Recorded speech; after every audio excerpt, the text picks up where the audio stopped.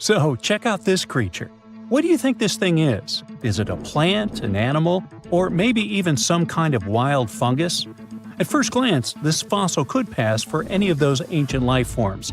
And honestly, scientists have been scratching their heads over it for over 150 years. But now, it looks like we might finally be cracking the case on this unknown species discovery. A long time ago, during the Devonian period, plants were just starting to grow on land. The tallest trees were only a few feet high, and animals hadn't even evolved backbones yet. Back then, massive natural towers up to 26 feet tall and 3 feet wide, looking like branchless cylindrical tree trunks, were rising from the ground. Hey, what a contrast with trees back then. When scientists first discovered fossils of those towering organisms, they were totally confused, as these strange prehistoric creatures didn't look like anything they'd seen before. Some thought they were weird cone-bearing trees. Others guessed they might be underwater plants like giant seaweed or lichens, which are partnerships between fungi and algae. The mysterious objects received a name, prototaxites. When scientists studied them up close, their internal structure reminded them of a bunch of different things. They couldn't believe a 20-foot-tall fungus or algae could be real, but that's what the fossils showed. Then most scientists decided that prototaxites were giant fungi. But still, something didn't feel right about it. In 2007, they decided to finally get the prototaxites mystery explained and ran a chemical test on the fossils. So they looked at the types of carbon inside them and compared them to regular plants from the same time. If prototaxites were plants, the carbon ratios would match, but they didn't. That means prototaxites weren't plants, and they receive carbon in a different way, not by photosynthesis, but probably more like fungi do. But then again, they look nothing like the mushrooms we know and love today. Prototaxites were giant, likely the largest living things on land at their time. And even if these strange prehistoric creatures were some fungi of their sort, then it's weird they don't have any living relatives today that would resemble them. So, if we put all this together, it looks like prototaxites are an entirely different and previously unknown life form that didn't leave any offspring. Now, prototaxites aren't the only unclassified organisms on Earth. About 600 million years ago, there were no fish, no sharks, no crabs. Just simple life forms like algae and bacteria drifting through calm, shallow seas. But some seriously strange creatures, completely unlike anything we see today, lived among them. They looked like underwater ferns, stood perfectly still, and absorbed nutrients straight from the water. These bizarre life forms were rangeomorphs. They ruled the oceans that were thick with nutrients back then.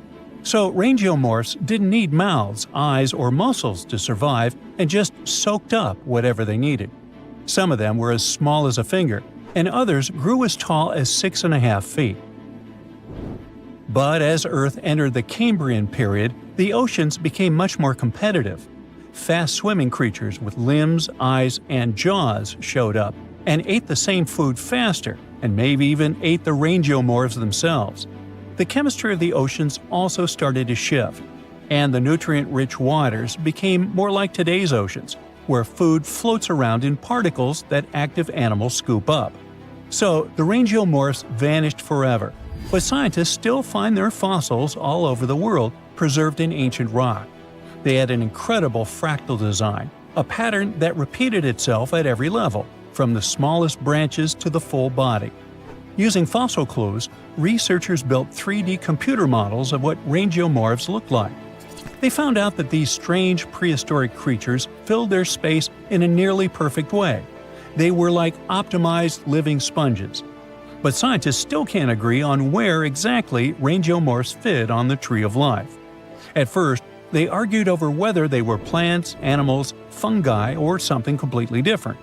Now, most agree they were primitive animals, though they were so different that they might deserve their own unique branch, what scientists call a clade. And then there was Dickinsonia, another prehistoric creature that was so strange that scientists couldn't even agree on what it was for nearly 100 years. Some thought it was a giant single-celled amoeba. Others thought it was a type of lichen, or maybe a failed evolutionary experiment. This bizarre life form lived about 558 million years ago, long before dinosaurs, sharks, or even insects showed up. After many years of studies, Australian researchers finally got proof that Dickinsonia was an animal, and possibly the oldest one scientists have ever found. They solved the mystery thanks to really well-preserved fossil fat molecules stuck in the rock near the White Sea. These molecules were a type of cholesterol, the kind of fat found in animal cells. If cholesterol is present, it almost certainly came from an animal, sort of like animal DNA. Dickinsonia lived millions of years earlier than scientists had previously thought, and didn't look anything like modern animals. It had no head, no mouth, no arms, no legs, and definitely no organs. It was oval-shaped, like a giant pill bug or flattened jelly bean, with weird ridges running across its body. Some were tiny, but others grew up to 5 feet long, the size of a person. It didn't swim or walk, but was just lying on the seafloor, soaking up nutrients from the water or absorbing stuff through its skin. It was tricky to identify because most fossils came from high-pressure rock, where heat had destroyed all the delicate organic stuff scientists needed to study. To get to the good fossils, researchers had to rappel down 300-foot cliffs, dig out huge blocks of sandstone, throw them down, wash them, and then repeat the process. And inside one of those sandstone slabs was the fossil that changed everything. That helped finally confirm that Dickinsonia was an animal, which proves that complex animal life existed before the Cambrian diversification, where tons of new animals with bones, eyes, and limbs suddenly appeared. Scientists think the spot where they found these fossils might hold more clues about ancient life. For a long time, scientists had no clue what other group of ancient life forms, slime molds, were. These weird jelly-like blobs that pulse and ooze on rotten logs and forest floors aren't fungi like mushrooms, though people thought they were for years. It turns out they're more like amoebas, squishy, single-celled organisms that can move around. There are over 900 species of slime molds all over the world. You'll find them in soil, leaf litter, and especially on decaying wood. Scientists found them trapped in amber from 100 million years ago, and it looks just like modern slime molds. Scientists still know very little about how slime molds interact with other species, what role they play in ecosystems, or how they think without a brain, nerves, or a control center. But somehow, they can make decisions and adapt to their surroundings. It makes them a lot like social insects, like ants or bees, where no single bug is in charge, but the colony still works together as a smart group. Even without brains, scientists have trained slime molds to solve mazes just by responding to chemicals and learning from their environment. One way these organisms learn is through a process called habituation. It's sort of like how you get used to cold water after jumping in a lake, or stop noticing an annoying buzzing noise after a few minutes. That's your brain helping you tune out something harmless. Some slime molds can do this too. If they get in nasty conditions, like salty, dry, acidic environments or chemicals, they'll avoid them at first. But if there's food on the other side, they'll eventually get used to it and push their way through. And if you let slime mold go dormant and wake up a year later, it still remembers how to deal with salt. They even seem to be able to decide where to go based on where they found food in the past. With more and more unknown species discoveries, scientists can paint a better picture of Earth's biological past. If there were a profession of evolutionary or nature detective, the first thing such detectives would do is investigate the mystery of anteaters. For some reason, after dinosaurs, different species of mammals evolved to feed on ants. And such mammals appeared at least 12 times. While investigating these mysteries, you will learn about new properties of evolution that will also understand what anteaters, pets, and crabs have in common. What? Yep, crabs play an important role in this detective story. So, scientists have recently conducted a large-scale study and found out that over the past 66 million years, different mammals have chosen a lifestyle where they only eat ants. At least 12 separate evolutionary lineages of mammals have adapted to this diet.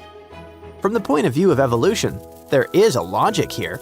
Ants are very nutritious. Most species of ants are harmless and non-venomous. They don't harm anyone and are constantly multiplying. They are an unlimited supply of nutrients. By the way, according to research, the total number of ants is about 20 quadrillion. 1 quadrillion is 1 million billion. Can you imagine that? And the total biomass of these ants is 12 megatons. 1 megaton contains 1 million tons. If you weigh all the wild animals and birds on Earth, their combined weight will be less than the total mass of ants. This weight is 20% of the biomass of all humankind. But that wasn't always like that. After dinosaurs disappeared, the proportion of ants was less than 1% of the total insect population. But their numbers increased sharply to about 23 million years ago at the beginning of the period known as the Miocene. More and more animals include ants in their diet. Science calls feeding exclusively on ants obligate myrmecophagy. In addition to their nutritional properties and almost unlimited numbers, ants are easy to get. It's enough to have certain body features like elongated skulls and tongues. And evolution gives mammals these features. Their teeth often get reduced. That is, they decrease in number and size. They often have strong claws and strong forelimbs, which allow them to dig insect nests. Also, some animals united by their love for ants have lower body temperature and slow metabolism. And what's so special about ants? It's a food rich in protein and fat. They're small, but there are a lot of them, and animals probably feel sated after such a dinner. So, eating ants is like a cheat code for survival in the natural world, which few species know about yet.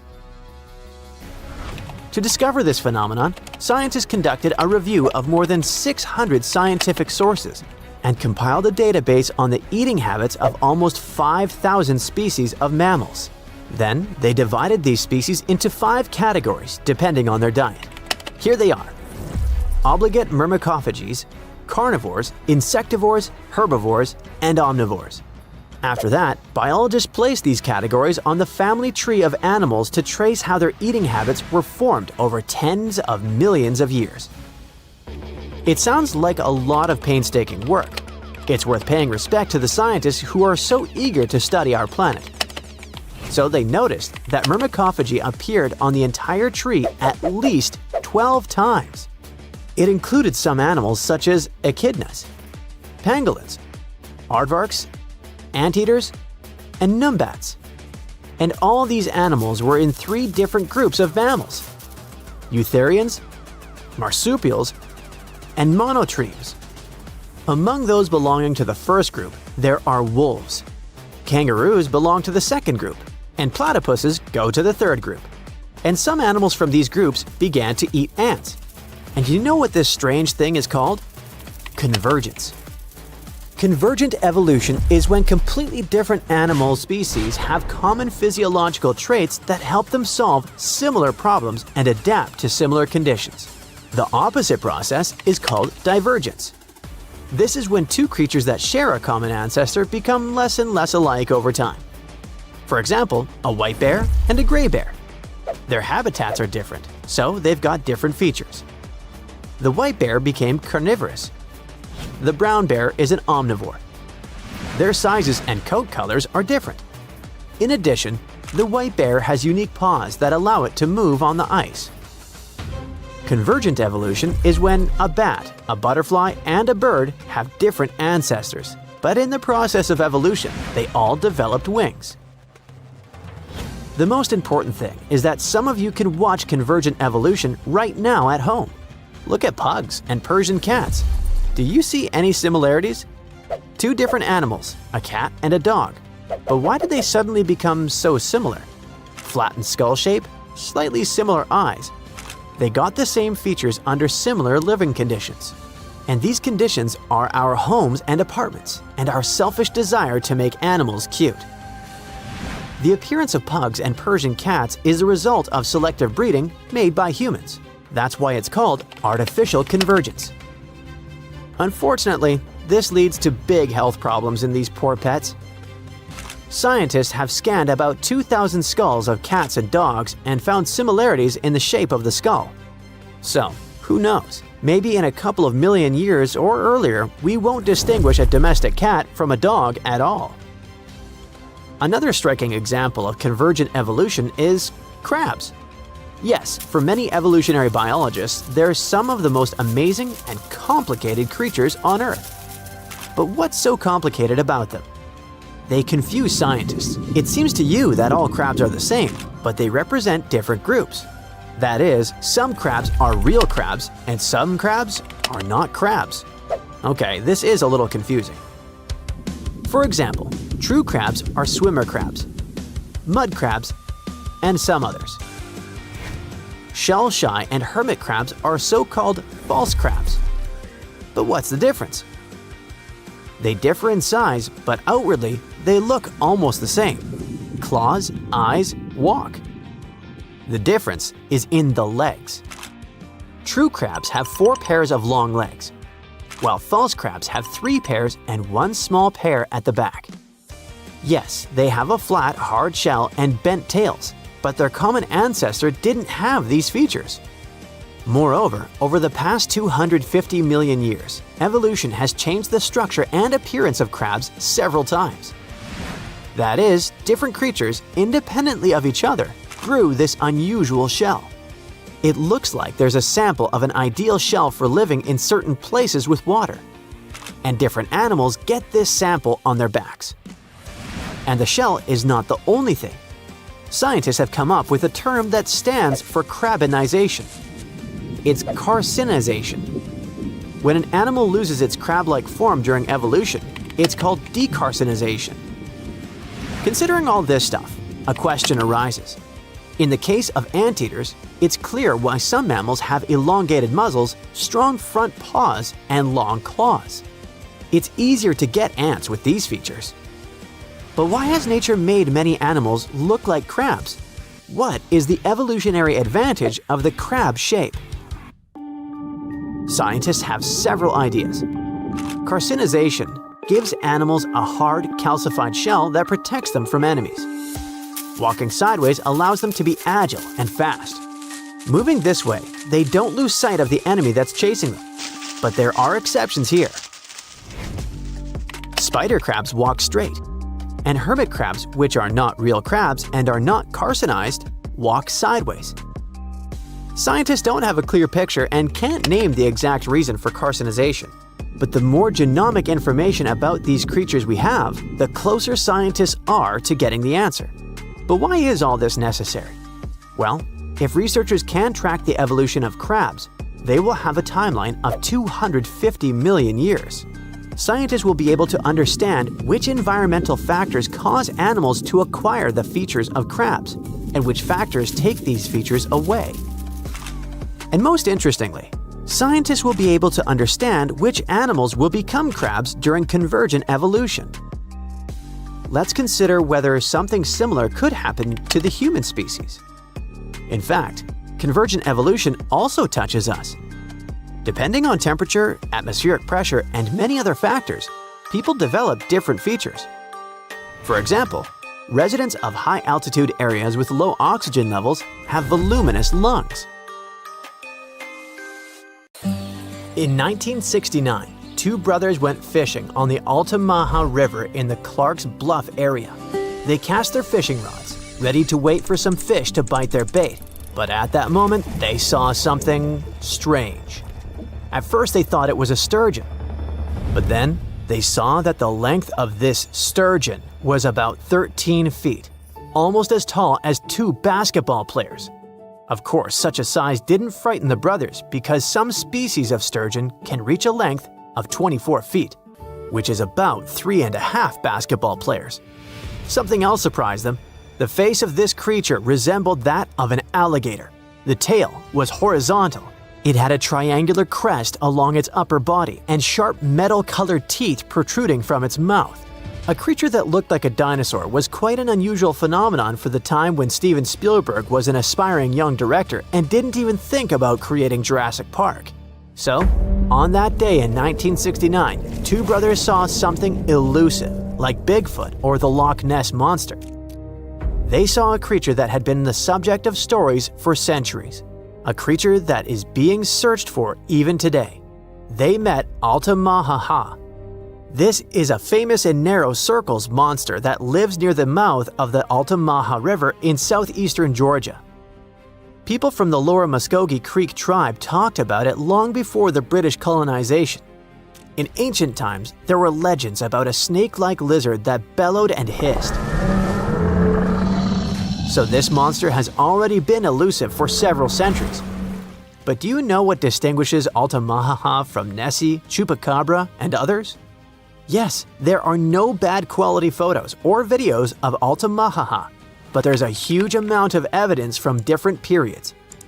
For the locals, Altamaha is so real that one artist created a detailed statue of this river beast. Of course, it's not accurate because it's based on eyewitness accounts. But you'll probably agree that it would be scary to see such a cute animal in the middle of the river while fishing.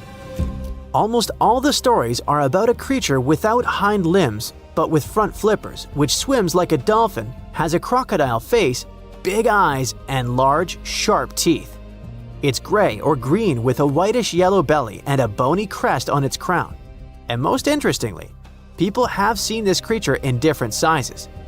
Of course, when you see an unknown dinosaur-like thing, you can exaggerate its size or estimate it incorrectly, which explains the difference in statements.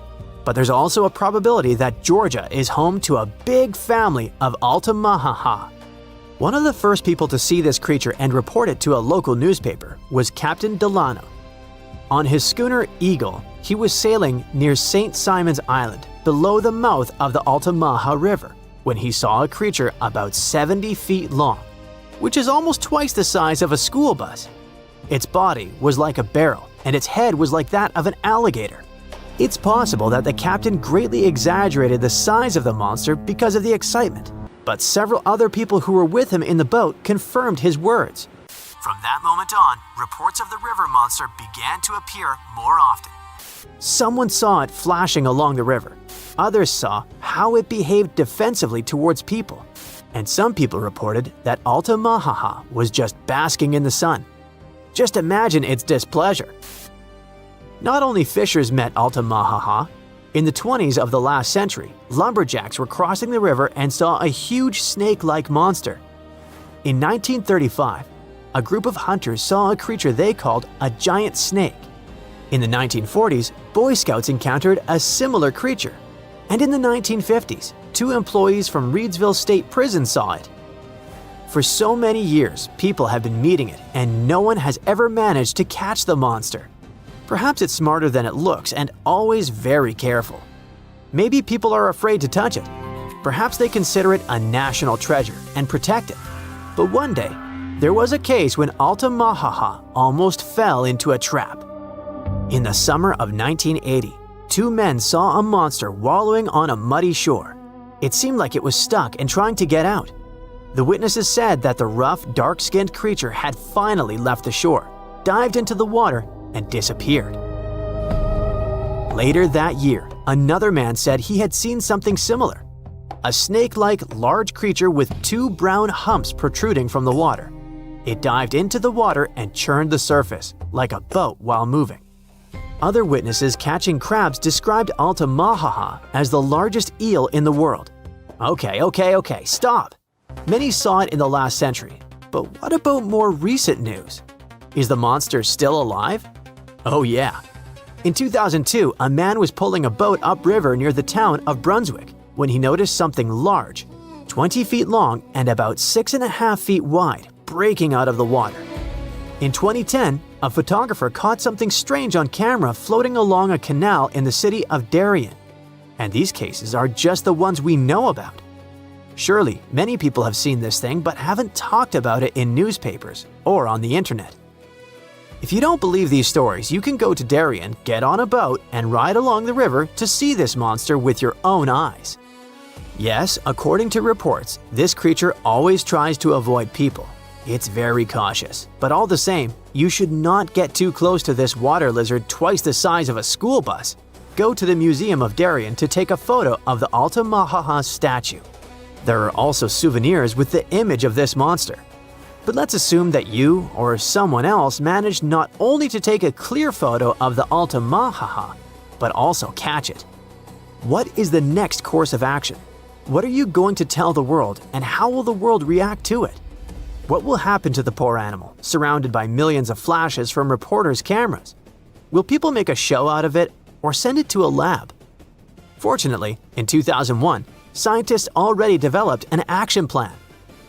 This plan was drawn up by Scotland's nature agency, NatureScot, since they had concerns about the Loch Ness Monster. At some point, it became too popular and too many people tried to catch it, so the agency became concerned about saving the life of the famous creature. They showed the Nessie contingency plan that can also be used for any unknown animal that lives in water or on land. According to the plan, if the ancient lizard is captured, scientists should take its DNA sample and just release it back into the wild. Fair enough. The animal will receive the same legal protection as other local wildlife in Scotland. All attempts to catch it will be prohibited. But let's imagine that this is exactly what happens. Scientists receive a DNA sample of the Altamaha, the Loch Ness Monster, or other similar creatures. What could those be? Some ancient descendants of dinosaurs? For example, the plesiosaur looks like a distant relative of these monsters. It's huge and has a long neck and a toothy mouth. What if it managed to survive and reach the Altamaha River? Or it may be a completely new, unknown species that lives in deep freshwater.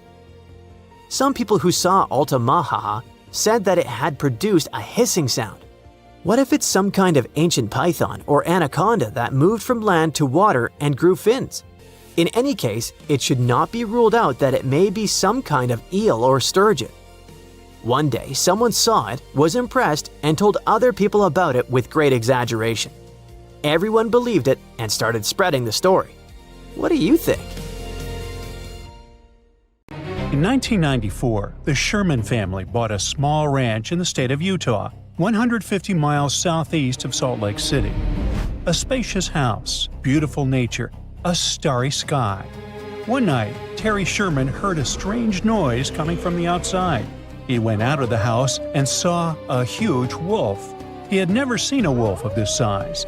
Terry chased the animal away and ran after it, but the wolf's tracks were lost. It was as if it had disappeared into thin air. This was just one of the many creepy and strange cases that occurred at Skinwalker Ranch. The land where the farm is located used to be inhabited by the Ute people. In the past, they clashed with the Navajo, who, according to legend, sent skinwalkers on them. According to locals, a skinwalker is an evil witch who can take the form of any animal or human. There are rumors that skinwalkers still wander in this area. Perhaps the Sherman family saw one of them, but it's not that important. The fact is that the appearance of the huge wolf was just the beginning. Over the next 2 years, the family reported strange flashes of light, mysterious objects in the sky, crop circles, and mysterious voices that seemed to hover overhead. But the worst thing was the damage to livestock. The Sherman family, fortunately, acted contrary to all the cliches of horror movies. In 1996, they sold the cottage to Robert Bigelow, a man who had a lot of money and was interested in buying this particular ranch. But why? Because Robert Bigelow was a fan of strange, unusual phenomena. He founded the National Institute for Discovery Science, or NIDSI, and the area where Skinwalker Ranch is located had been the center of attraction for creepy things. Since the 1950s, there have been hundreds of reports of mysterious objects in the sky in this region. And no, those are not your typical round flying saucers. People talked about different bright lights that took the form of doorways or portals. So, Robert Bigelow and his NIDSI reported on glowing figures and animal diseases. But over the years of research, they could not provide any reliable evidence of the existence of something extraordinary. People saw all those strange phenomena, but their equipment didn't catch anything. So it all looked like a big hoax. But in 2016, something interesting happened. Skinwalker Ranch was sold to an anonymous buyer. 4 years later, the new owner did something no one had done before. Now imagine how cool it would be if all the strange phenomena were recorded not on old video cameras with poor quality, but on cool equipment with high-resolution video recording, powerful microphones, thermal imagers, and sensors. And what if you could also watch a live broadcast using this equipment? Well, that's exactly what the new rancher did. His name is Brandon Fugel, a real estate mogul from Utah. He not only bought the ranch, but also signed a contract with the History Channel to create a show, The Secret of Skinwalker Ranch. The point of this project is to apply a scientific approach to unexplained phenomena. To do this, he turned the ranch into a big reality show that's been running for 5 years. The first thing Brandon Fugel stated was that there would be no falsifications, fakes, or computer graphics. No show exploring strange phenomena can compare with this one in terms of realism and authenticity. Fugel uses thermographic imaging systems, plane transponder data receivers, magnetometers, special cameras that detect infrared radiation and convert it to images, and other complicated scientific equipment. He shares all the data with the audience and allows the most devoted fans of the show to monitor 50 cameras with microphones installed throughout the territory live at any moment. For money, of course. Membership in the Skinwalker Ranch Insiders program starts at $8 per month. During the entire existence of the show, more than 10,000 people have signed up. Participants can not only watch the ranch through cameras, but also rotate them and zoom in and out. In addition to cameras and thermal imagers, Fugel launched special lasers into the sky that reflect off any surface. If the sky is clear, the lasers go far up. If there's an object, the lasers reflect off it. In one of the episodes, they used this equipment to detect something flying and invisible. Fugel also said that he had seen strange flying objects with his own eyes. Skinwalker Ranch turned out to be a real twilight zone for him. Now one day, the camera footage showed one of the doors slam shut. Just like that, without any wind. Other terrible phenomena are connected with livestock. Animals often get hurt, and many of them simply don't survive. And there are loads of such strange, unexplained cases. Each episode of The Secret of Skinwalker Ranch is dedicated to a phenomenon and its exploration. But has expensive equipment helped to unravel any secrets or prove the existence of extraterrestrial or mystical forces? If this had been confirmed, the whole world would probably already know about it. Therefore, at the moment, it's just an interesting show for fans of mysterious phenomena. There's no direct evidence of the existence of anything unusual there. But, at the same time, there's no explanation for many creepy things. The show offers a huge scope for speculation and research. Local folklore, flying objects, strange voices, not unlike mine, and many unexplained phenomenon are all in one place. If all these stories are true, why are they happening exactly in this area? There are a lot of theories, but let's look at a few of the most popular ones. The first and most obvious one. Imagine that you have a popular show that makes you money. People watch it only because it shows mysterious, inexplicable things. But what if there's an explanation? In this case, the popularity of the show will drop and you'll lose money.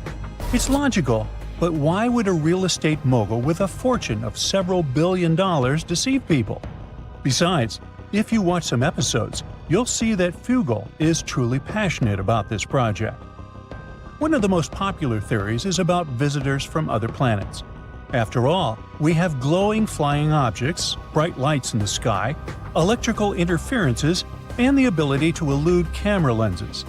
Also, some believe that an unknown object is hidden in the mountain, located next to the ranch. What if it's a spaceship that crashed there millions of years ago and was swallowed by the mountain? It may be emitting bizarre radiation that drives animals crazy and causes hallucinations in humans. A popular, but a rather banal version. Let's move on. The next theory is similar to the previous one, but instead of guests from another planet, It speaks about guests from another dimension. Ooh. Meet the multiverse version.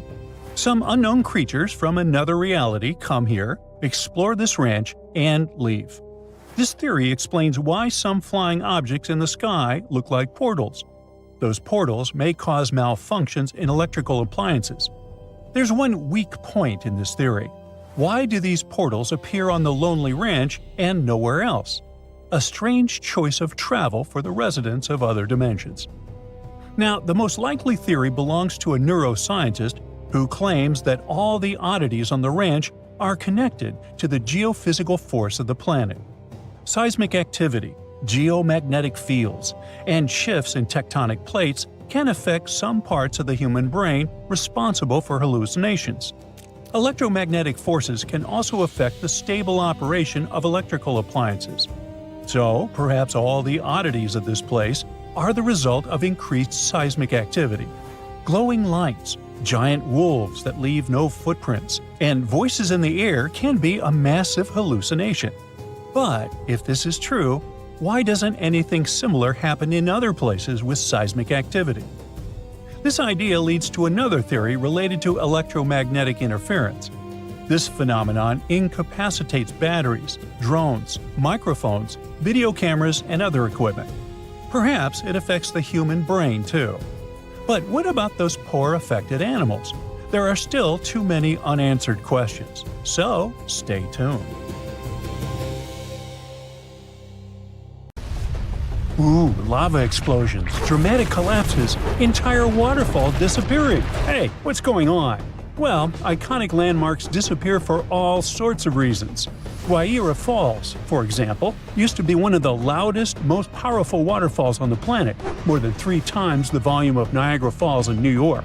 It was located on the border between Brazil and Paraguay and had this insane flow of 3.5 million gallons of water per second.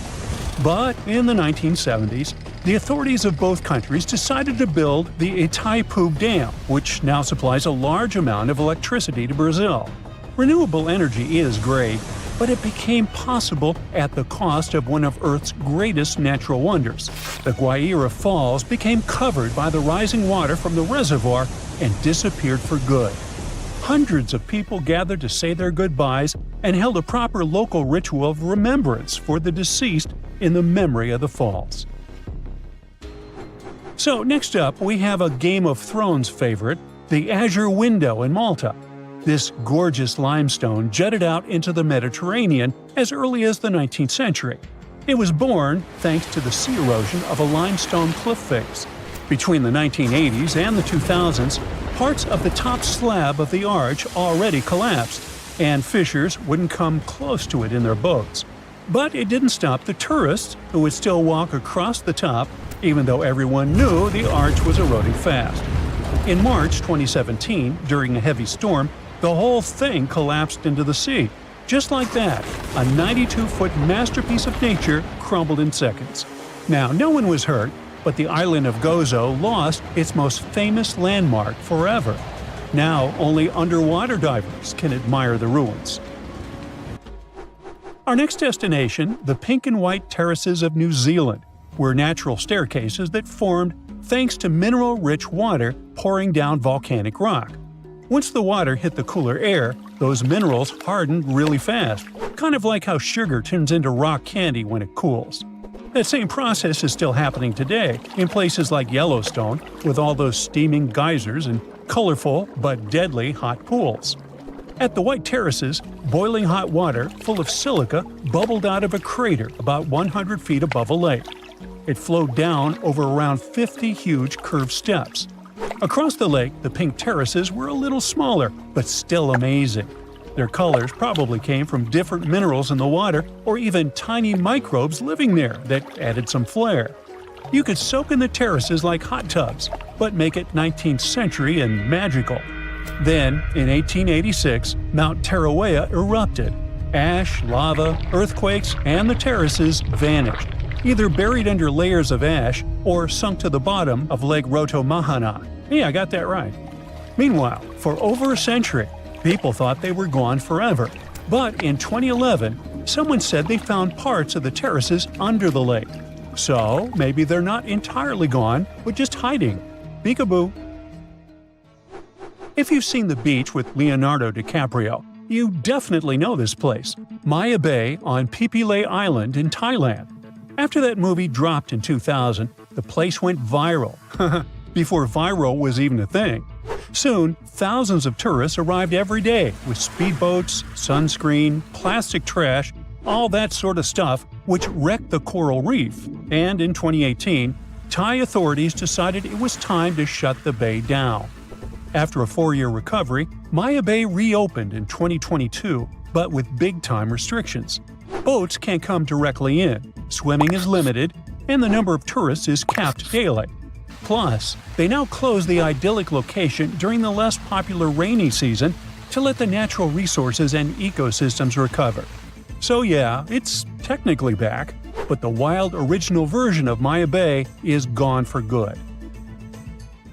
Meanwhile, once upon a time, there was a giant cliff face in New Hampshire, which looked exactly like an old man's profile. See? There was a jaw, forehead, and even a nose. That was called the young woman on the porch. No, not really. It was the old man of the mountain, made of granite ledges perched on Cannon Mountain in Franconia Notch. With some severe freezing and thawing after the retreat of glaciers 12,000 years ago, the rock took the shape of that face, 40 feet tall and 25 feet wide. People first wrote about it in the early 1800s, and it became a symbol of New Hampshire. It even appears on license plates and the state quarter. But even with all that public love and many attempts to patch the cracks with steel rods, cement, and chains, the face couldn't last forever. Sometime between midnight and 2 a.m. on May 3, 2003, it collapsed and was gone forever. A geologic facelift, I would call it. Today, you can visit Profiler Plaza and see the recreation of the profile on the cliff across from Profile Lake. Now, the most isolated tree in the world stood alone in the middle of the Sahara Desert in Niger. The tree of Tenere was literally the only tree for 250 miles in any direction. For centuries, nomads used it as a natural compass that helped them cross the harsh desert. Its roots stretched unbelievably deep to reach underground water, and it was staying alive in a place where nothing else could grow. The lonely tree survived desert heat, wind, and droughts for centuries, until a truck driver knocked it down in 1973. Yep, the dunderhead managed to hit the only standing thing in the middle of nothing. Perhaps the driver thought the tree was jaywalking or something. Anyway, you can now see some twisted remains of the tree in a museum, and a metal sculpture stands in its original place. Now, another tree, this time not lonely at all, stood as tall as a 23-story building in Yosemite National Park. You see, at the end of the 19th century, two men managed to cut a tunnel right through the 26-foot base of this giant sequoia. It was all part of a campaign to promote automobile tourism and bring more visitors to the park. And it worked! The Wawona Tunnel Tree became a real tourist magnet. I mean, who wouldn't want to have their photo taken in a car driving through a big tree? But sadly, this beauty fell in 1969 under a heavy load of snow. It was around 2,300 years old at that time. You can still see it in the same spot where it fell. Look up the fallen tunnel tree. Now for a change, let's take a look at a couple of human-made landmarks. New York's current Penn Station does its job pretty well, but the original one was 10 leagues above it when it came to beauty. Built in the fancy Beaux Arts style, it had massive domes, tall archways, and elegant columns. It used to welcome over 100 million travelers every year, especially in its heyday during the mid-1940s. But things changed. By the late 1950s, people were flying more and driving on the brand-new interstate highways, rather than by train. Then, in 1962, the city decided to build a new Penn Plaza and the Madison Square Garden Arena. Just 1 year later, they tore down the original Penn Station so they could squeeze a smaller version underground. The New York Times called it, quote, a monumental act of vandalism against one of the greatest landmarks of that elegant Roman-inspired era. Now, back on the Pacific coast. The Sutro Baths opened in San Francisco in 1896. It was a 3-acre glass building packed with 7 different swimming pools, all with different temperatures. It had springboards, high dives, water slides, and even trapezes dangling over the water. And it could handle serious crowds, up to 10,000 people at once. There was also a natural history museum with Egyptian mummies and a sculpture gallery filled with artifacts from Mexico and China. It was definitely a one-of-a-kind playground. But there was also one major problem. It cost a fortune to run. Even during the Great Depression, when the owners turned the pools into ice skating rinks to try to stay afloat, the place still didn't make enough money. The baths finally shut down in 1964, and 2 years later, a fire burned it to the ground. Oh well. In recent years, street lights across the U.S. have started glowing a weird violet hue that nobody could explain. And before you think we've slipped into a parallel reality, there's a much simpler explanation. It's a technical problem, and a rather eerie one. It all started in 2021. Back then, at least 300 streetlights that had been installed in Milwaukee began glowing with a purple hue. People described it as giving off a sort of an eerie cyberpunk vibe.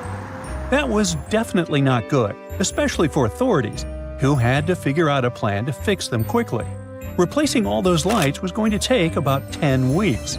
Plus, the crews weren't exactly thrilled about braving Milwaukee's freezing December weather to get the job done. But the problem wasn't just happening there. Month after month, people in places like Kansas, South Carolina, Illinois, and Florida said they were experiencing the same thing. Of course, this kind of news is a goldmine for folks who love a good unsolved case. Soon enough, online detectives jumped in, and theories started flooding the internet. Like, maybe the lights were supposed to repel mosquitoes, or they were releasing chemicals for some unknown reason. And my personal favorite? That Prince's ghost was taking control of those streetlights. You know, like Purple Rain? Anyway, none of that made any sense. Because the truth is that purple hue isn't intentional. It's actually the result of an interesting and somewhat aesthetic failure in some LED chips. You see, from the very beginning of streetlights in the US, the whole idea was to keep things safe and make lighting more efficient. That's how we went from simple oil lamps to gas lamps and through a bunch of other attempts until we finally ended up with electric lighting.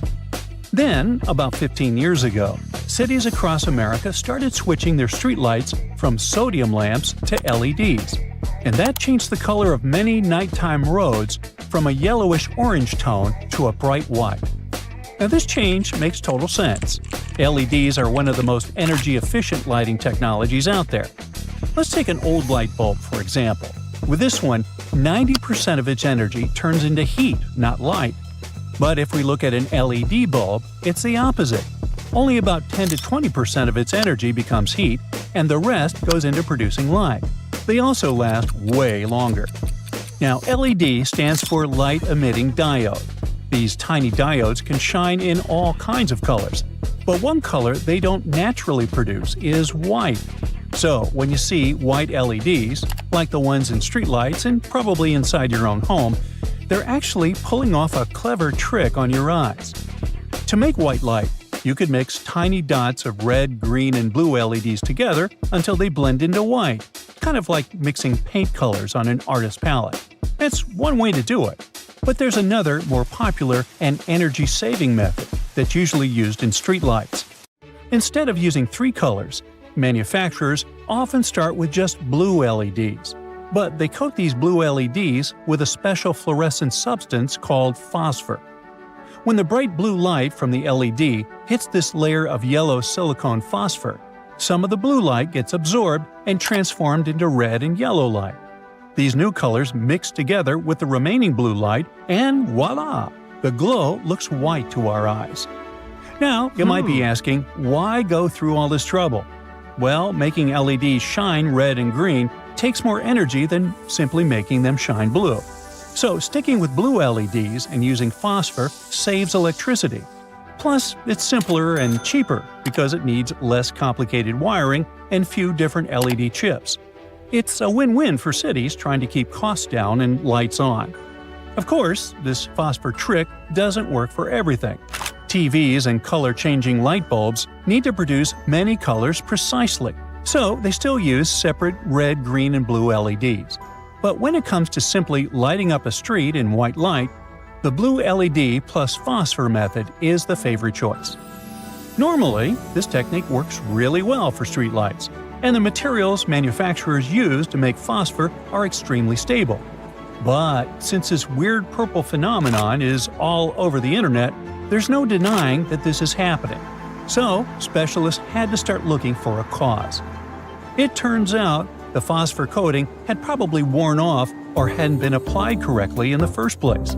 Over time, the phosphor layer in some LED devices can start to break down, and without that yellowish filter, they end up shining more blue, giving them a purple glow instead of white. And the reason the problem only showed up after 2021 is because a specific batch of new streetlights that got installed all over the country. Thankfully, it seems like lighting manufacturers have figured out the issue. As a result, you're unlikely to see this problem come back in the next few years. And there you have it. No conspiracies, no Prince's ghost. Too bad. Just a little bit of color-mixing wizardry gone wrong. And little by little, the signature purple glow started disappearing as lamps slowly failed or got replaced. Now that's too bad for fans of the purple lights. Yeah, there have been plenty of reports from people who thought they looked nice. They felt the purple glow gave off enough light to see without being so bright that it hurt their eyes. But in the end, the lights had to be replaced for safety reasons. After all, streetlights are supposed to help you see when it gets dark outside, and the purple lights just aren't very good at that. Some people even had their houses broken into and blamed the poor lighting for making their neighborhoods feel more vulnerable. And then there's driver safety too.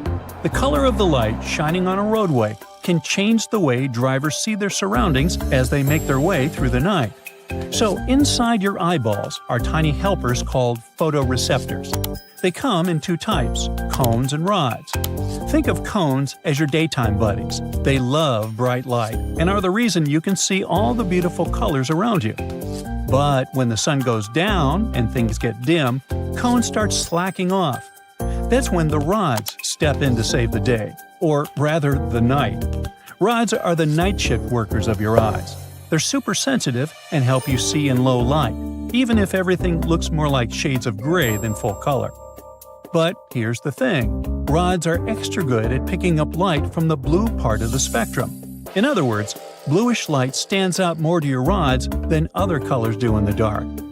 Now, most rods hang out in the outer edges of your retina, the part of your eye responsible for peripheral vision. So, when you're driving at night under bluish streetlights and you suddenly catch a hint of motion out of the corner of your eye, that's your rods doing their job.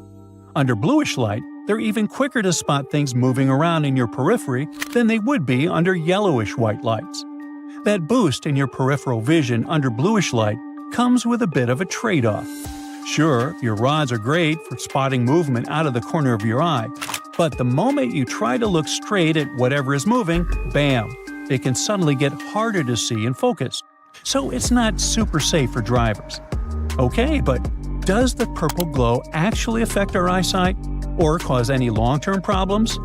Manufacturers say we can rest easy because this effect is harmless. I mean, there's no evidence that anyone's been hurt by it. But it's true that blue light scatters more easily than most other visible light and can make it harder for your eyes to focus, especially in low light conditions. So, yeah, I guess we can all be glad that this purple lighting is finally going back to white. See? There's something curious about Scotland when seen from above. An almost perfectly straight line cuts right across the country from coast to coast. You might have never noticed, but that giant scar has existed for hundreds of millions of years. And right along its path lies one of Earth's biggest mysteries, the Loch Ness Monster. Meet the Great Glen Fault. Just like other major fault zones around the world, it was born because of the movement of Earth's tectonic plates. So let's go back in time, like 430 million years ago. At that point, a massive geological drama was going on called the Caledonian Orogeny. Now, orogeny is just a fancy scientific word for how mountains are formed. So, this whole region looked totally different back then. There were these three ancient continents called Laurentia, Baltica, and Avalonia. Think of them like, giant puzzle pieces slowly floating around on Earth's surface. Over millions of years, these enormous chunks of land drifted and eventually smashed into each other. When they collided, the edges of the continents crumpled and folded, kind of like a piece of paper bunching up when you push it from both sides. But some scientists believe the continents didn't just crash straight into each other. Instead, they started sliding sideways past one another. Imagine pressing your fingertips together and rubbing your hands back and forth. That sideways motion is what scientists call a strike-slip fault. What I mean is, these massive blocks of rock move side to side rather than up and down. So, bit by bit, the land on either side of the fault kept inching past each other, shifting by several miles over geologic time. During the late Cretaceous to early Tertiary, which happened roughly 66 million years ago, the region shifted once again. This time, scientists believe the land's displacement was about 64 miles. Then, the ice ages came along. Rivers and glaciers found that giant crack in the Earth and dug it out even more, making it deeper and wider. That's how they carved out the lakes that follow the fault's path. Finally, dump all of that into a geological blender, and there you have it, the Great Glen Fault in all of its majestic glory today. Yep, all that movement of the land helped sculpt the mountains and deep valleys that shape the highlands as we see now. Now the interesting thing is, the story of the Great Glen Fault doesn't stop in Scotland. This scar in Earth's crust actually has a secret twin across the ocean. The fault probably continues on the other side of the North Atlantic, over in North America. But over there, it's no longer one continuous crack. About 200 million years ago, Earth decided to shake things up. That's when the Mid-Atlantic Ridge began forming, basically a giant underwater mountain range that started pushing the continents apart and broke the original fault. So now, the North American side of the Great Glen Fault shows up as what is now called the Cabot Fault, also known as the Long Range Fault. It slices through the length of northwestern Newfoundland in Canada and even stretches out into the Gulf of St. Lawrence. Meanwhile, back in Scotland, the fault lines up perfectly with the Great Glen, a valley about 62 miles long, stretching from Inverness in the northeast all the way to Fort William. And it's filled with gorgeous lochs. One of the largest and most famous of these lochs, of course, is Loch Ness. Yes, I'm talking about the Loch Ness, that mysterious stretch of water that's said to be home to the Loch Ness Monster. You know, the legendary creature with the long neck that likes to poke out of the water every now and then, and that sends shivers down the spines of anyone lucky or unlucky enough to catch a glimpse. At least, that's what people say.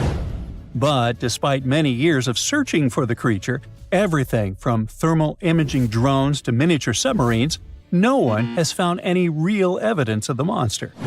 And one interesting fact is that the Loch Ness Monster might be directly linked to the Great Glen Fault. Some geologists think that plenty of Nessie sightings might actually be, well, just simple bubbles, big ones, and they were probably caused by the fault itself. The thing is, all the movement in this region hasn't been confined to millions of years ago. Over the past 150 years or so, there have been occasional moderate earthquakes rumbling through the highlands. When the fault lines shift, even just a tiny bit, they can release gas pockets trapped underground. Then, rising gas bubbles can disturb the surface of a lake, creating ripples, waves, or sudden bursts of movement across the water. And that's exactly the kind of thing that might look to someone standing on the shore like a giant creature swimming just beneath the surface. But in reality, it could simply be the Earth shifting by a fraction of an inch along that ancient fault. Or, as I like to put it, the lake has farted. Big question, is this region still moving? I mean, is this big geological map actually getting bigger nowadays? Well, it's hard to say, because scientists don't all agree. Some researchers think the Great Glen Fault is still active today. They consider it a reactivated strike-slip fault, meaning there might still be some action happening deep underground. The rocks on either side might still be straining and inching past each other. And in fact, occasional moderate tremors have been recorded over the past 150 years, usually with magnitudes of around 3 or 4. But not everyone is convinced. Other scientists point out that there is no solid evidence of significant modern activity along the main fault, and the seismic activity over the past few centuries hasn't been strong enough to prove the fault is seriously on the move. Take the Inverness earthquake that happened in 1901, for instance. To this day, it's considered one of the strongest that ever happened in Scotland. People felt it all across the country, and the earthquake damaged several buildings in Inverness. The situation was so intense that it gave the feeling of, oh boy, this crack is definitely growing. But the specialists aren't so convinced. Some believe it likely happened on a secondary fault connected to the Great Glen Fault, but not directly on the main fault itself. So, once again, it's hard to say for sure whether the Great Glen Fault is still actively moving today. Despite all the different studies and debates over many years, there are only a few conclusions about this huge gap that everyone agrees on. The fault is unusually straight, it is super ancient, and it is extremely deep by any standards. That's not the only cool fact about Scotland's territory, though. Let's travel to the islands that lie off the northwest coast of the mainland, to the Isle of Skye. This place was once home to a wide variety of dinosaurs during the Middle Jurassic period. The thing is, finding dinosaur fossils from this time period is super rare, but the Isle of Skye is an exception. Specialists discovered that about 167 million years ago, give or take, dinosaurs were mingling on the muddy edges of a warm lagoon over there. As they gathered around this ancient watering hole, they left behind layers of overlapping footprints. Specialists first noticed these tracks in the early 1890s, but at the time, they concluded that the impressions were petrified burrows of ancient fish. But then, in 2019, a graduate student from the University of Edinburgh went there and figured, nah, these are definitely three-toed dinosaur footprints. And he was right. Over several years of fieldwork, he and his colleagues discovered more than 130 individual prints. The team believes that the tracks were left by megalosaurs. These were large dinosaurs, around 20 feet long, and they were serious meat-eaters. In fact, they sat right at the top of the local food chain during the Middle Jurassic. But at the time those footprints were made, these big boys probably weren't hunting prey. No, their tracks show that they were just walking around, wandering in different directions, probably hanging out near the water. And this spot is so special because it gives us a rare peek into what life was like in the Jurassic period. A giant crack, more than 2,000 miles long, is splitting open across Africa. Roads, houses, even schools are getting torn apart. Now, scientists think they've finally figured out what's causing it. An enormous column of scorching hot rock called superplume, rising from deep inside the Earth. And it's slowly pushing the land apart inch by inch. This isn't a small shift, though. The continent is breaking in two, and the clue to what's going on could be hidden thousands of miles away in Hawaii. And why does the United States suddenly have a role in all of this? Hang on, we'll get there. First, it's important to know this isn't new information. Africa has been slowly splitting for about 25 million years. This is happening in a region called the East African Rift System. It stretches thousands of miles from Ethiopia down to Mozambique and is the largest active continental rift system on the planet. And by that, I mean places where the Earth's crust is being stretched and pulled apart, causing faults, earthquakes, and volcanic eruptions. Scary stuff, to say the least. Back in 2018, for example, a massive crack appeared near a small town just west of Kenya's capital, Nairobi. In some spots, it was about 65 feet wide. That's almost the length of two school buses parked one after the other. The whole thing was terrifying. It happened fast and left a trail of destruction. Roads were cut off, farms torn apart. People were on edge as the ground opened up beneath their feet. And I mean that quite literally. One man watched the crack rip straight through his home. He barely had time to grab a few of his belongings before his entire house collapsed. Sounds terrifying, right? Since it happened in the East African Rift region, panic spread fast. The media was all over it, claiming it was proof that Africa is splitting apart. People standing near the crack thought, "Oh boy, it's already happening." And many still believe that today. But that's not actually the case. At least not with that particular crack. Because after the initial panic, videos and photos of it revealed clues that it wasn't related to tectonic plate movement. First clue: the two sides of the crack didn't match. Like trying to fit the wrong puzzle pieces together. They simply didn't line up. Second clue: the gap wasn't one continuous line. There was some kind of soil bridges in between. All this showed it was sudden erosion. I mean, some specialists believe the crack had once been filled with volcanic ash from nearby Mount Longonot. But then the region was hit with heavy rains. When water soaked through the soil, it washed the ash away, leaving the gap exposed. Problem solved. Even after the truth came out, it was too late. This event brought the whole "Africa is splitting" talk back. And here's the thing. Even though that crack had nothing to do with it, make no mistake, Africa is breaking apart. That's because the continent sits between two tectonic plates, the Somali Plate in the east and the Nubian Plate in the west. The problem is they're moving away from each other, and as they drift apart, the gap in the East African Rift keeps getting wider. Eventually, the Somali Plate could split completely from the Nubian Plate, creating an entirely new landmass, something on the scale of Madagascar or even New Zealand. You don't have to worry though. This process is super slow. So slow that none of us will see it finished. Experts say the continent is moving apart by about 0.3 inches a year in some places. To give you an idea, that's less than the length of your fingernail. So we can say this split will take millions of years, which is good news for the people living there. But that doesn't mean they won't feel the effects of this slow break. In fact, they're already happening. Take Ethiopia's Afar region, for example. Back in 2005, this area showed just how unpredictable the rift can be. In a short period, 420 earthquakes hit the area, opening up a massive fissure. What usually takes centuries happened in just a few days, completely challenging what scientists thought they knew about the speed of geological changes. Back then, the crack stretched for more than 35 miles, and life around it is still far from easy. Recent earthquakes destroyed much of the local infrastructure. 37 schools were damaged, leaving 5,000 students without classrooms. And that was just one part of the damage. As the tectonic plates keep moving apart, water will eventually flood into this region, creating a brand new ocean, according to some predictions. Countries like Zambia and Uganda, which are landlocked today, could one day have a coastline.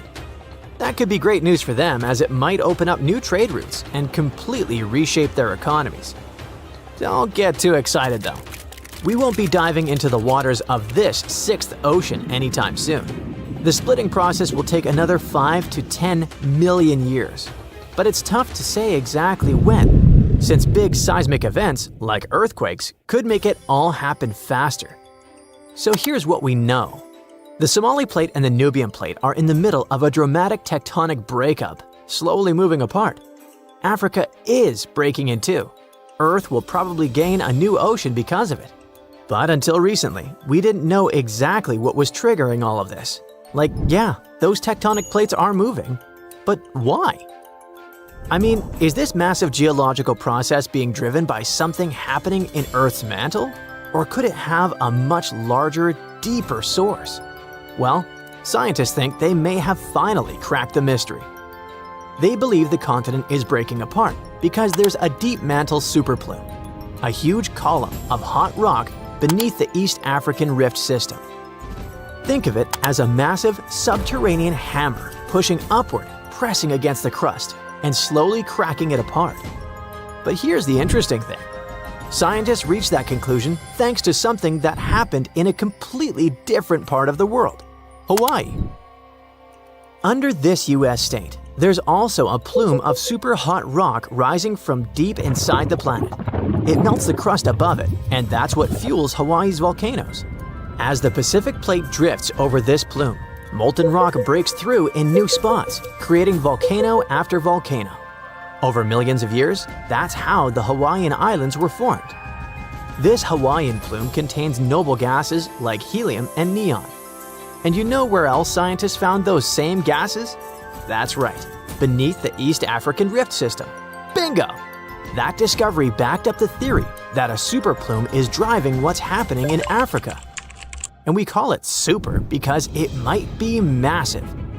You see, these same gases have been found in volcanic rocks from Kenya all the way down to Malawi. So everything points to the existence of a single superplume that stretches from the Indian Ocean to the Red Sea, not a bunch of several isolated sources. If their data and research are correct, scientists estimate that this superplume beneath Africa likely starts at the core mantle boundary, which is located about 1,800 miles deep inside the Earth. While the East African Rift System's chemical signatures are similar to those found in volcanic rocks in Hawaii, they're not identical. The Hawaiian plume is thought to be a narrow, rising stream of hot mantle, a bit like the movement inside a lava lamp. Africa's plume might be shaped differently, more like a large mass of hot, buoyant material rising from deep within the Earth. As it reaches the surface, this hot material hits the colder, solid outer layer and spreads out, pushing hard enough to crack it open and trigger intense volcanic activity across the region. And if this theory is right, we're watching a slow but unstoppable force that will redraw Africa's map and change the continent forever.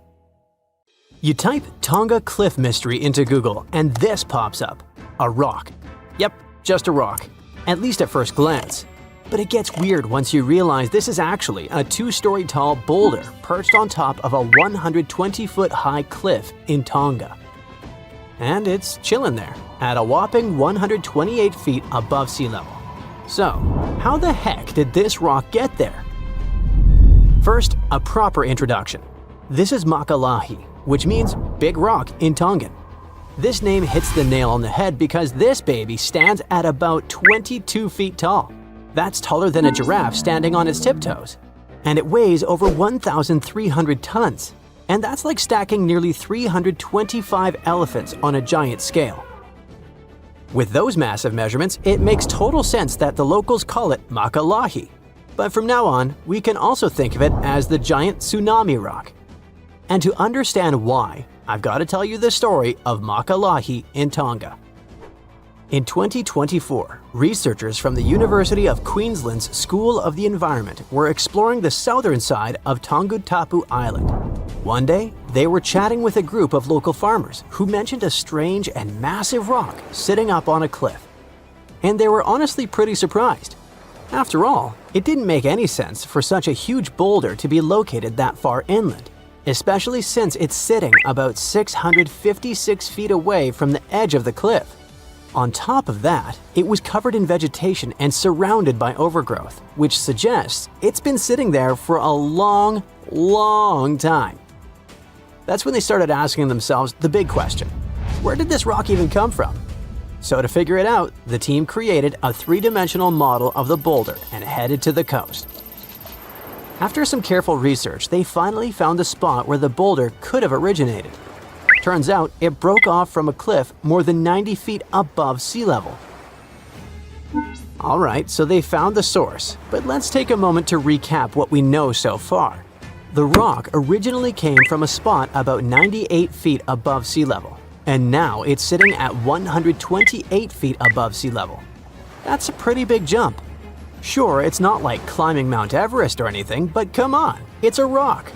It didn't just grab some gear and climb up there by itself.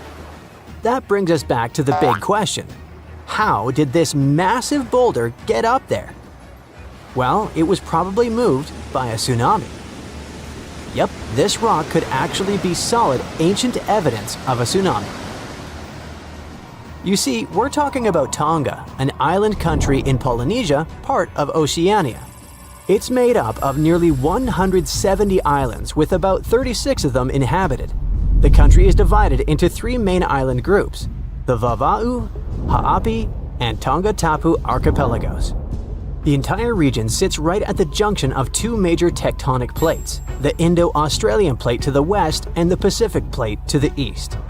It's part of the Pacific Ring of Fire, that giant horseshoe-shaped zone that wraps around the ocean basin. And if there's one thing we know about the Ring of Fire is that it's packed with intense geological activity. With lots of earthquakes and volcanic eruptions happening all the time, and those events can absolutely trigger catastrophic tsunamis. Tonga is no exception. According to Dr. Annie Lau, a coastal geomorphologist who took part in the study, Tonga has a long history of tsunamis for exactly that reason. Take the tsunami that hit the country at the beginning of 2022, for example. That catastrophic event produced waves as high as 66 feet, with water pushing nearly 0.62 miles inland.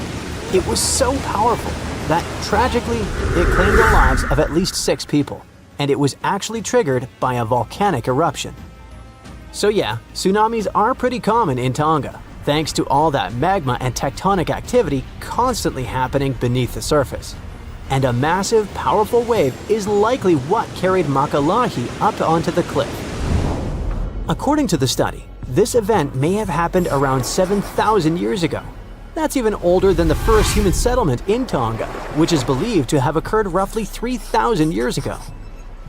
Interestingly, that estimated timeline lines up with evidence of a massive tsunami that hit New Zealand's North Island, around 1,300 miles southwest of Tonga. The researchers had a theory. Now all they had to do was run the numbers to see if it was actually possible. So they measured the boulder's size and weight, then used that data to model how big a wave would have to be to push such a massive rock that far inland. Their findings suggest the boulder may have originally sat near the edge of a cliff, but was shoved inland by a tsunami. The wave lasted about 90 seconds and reached up to 164 feet in height. That's almost as tall as Niagara Falls. Just to give you a perspective, that's significantly larger than the waves recorded during the Indian Ocean tsunami in 2004 or the Tohoku tsunami in 2011. Now, here's the thing. These tsunamis were triggered by earthquakes, and waves caused by earthquakes usually top out at just a few tens of feet. So, in Makalahi's case, it probably wasn't an earthquake that did the job. Instead, it's possible the wave came from a landslide tsunami.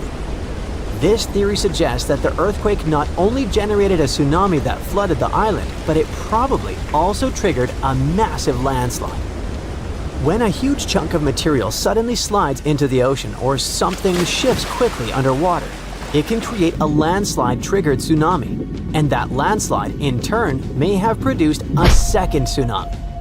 One powerful enough to carry Makalahi and drop it where it still sits today. Now, while science may have found a likely explanation for how the rock got to such a strange location, many locals will probably continue to pass down the traditional stories tied to rocks like this one. According to Polynesian mythology, coastal boulders like Makalahi were placed by the legendary hero Maui. In some legends, Maui used a giant boulder and a magical rope made from the hair of the deity Hina to anchor the sun and slow it down. Another story is known as the Maui Throwing Stones. It refers to a group of 8 coral limestone boulders located in the village of Havelukilu on Tonga Tapu. The myth mentions that these massive stones were thrown to Havelukilu by Maui from the neighboring island of Eua. The story goes that Maui was annoyed by a rooster that woke him up every morning, so he picked up stones and hurled them at the bird. And that's how the rocks from Eua ended up in Tonga Tapu. Now here's the interesting part. The term white chicken in Tongan also means foaming waves, so some believe this story may actually be a metaphor for a tsunami. Even though these myths don't mention Makalahi directly, they show how important rocks like these are to local people. Now, we can say that this archaeological evidence is not only important for culture, but also for science. The recent study gives us some fascinating theories about how the rock ended up so high up and so far inland. But researchers still need to find what's called a landslide scar to prove their point and fully solve the Tonga Cliff mystery. Follow-up research is crucial because it will help us to uncover what triggers these kinds of events and how often that might happen. And who knows? One day we might come across new cases of giant rocks moved by giant tsunamis, each one carrying its own story from the deep.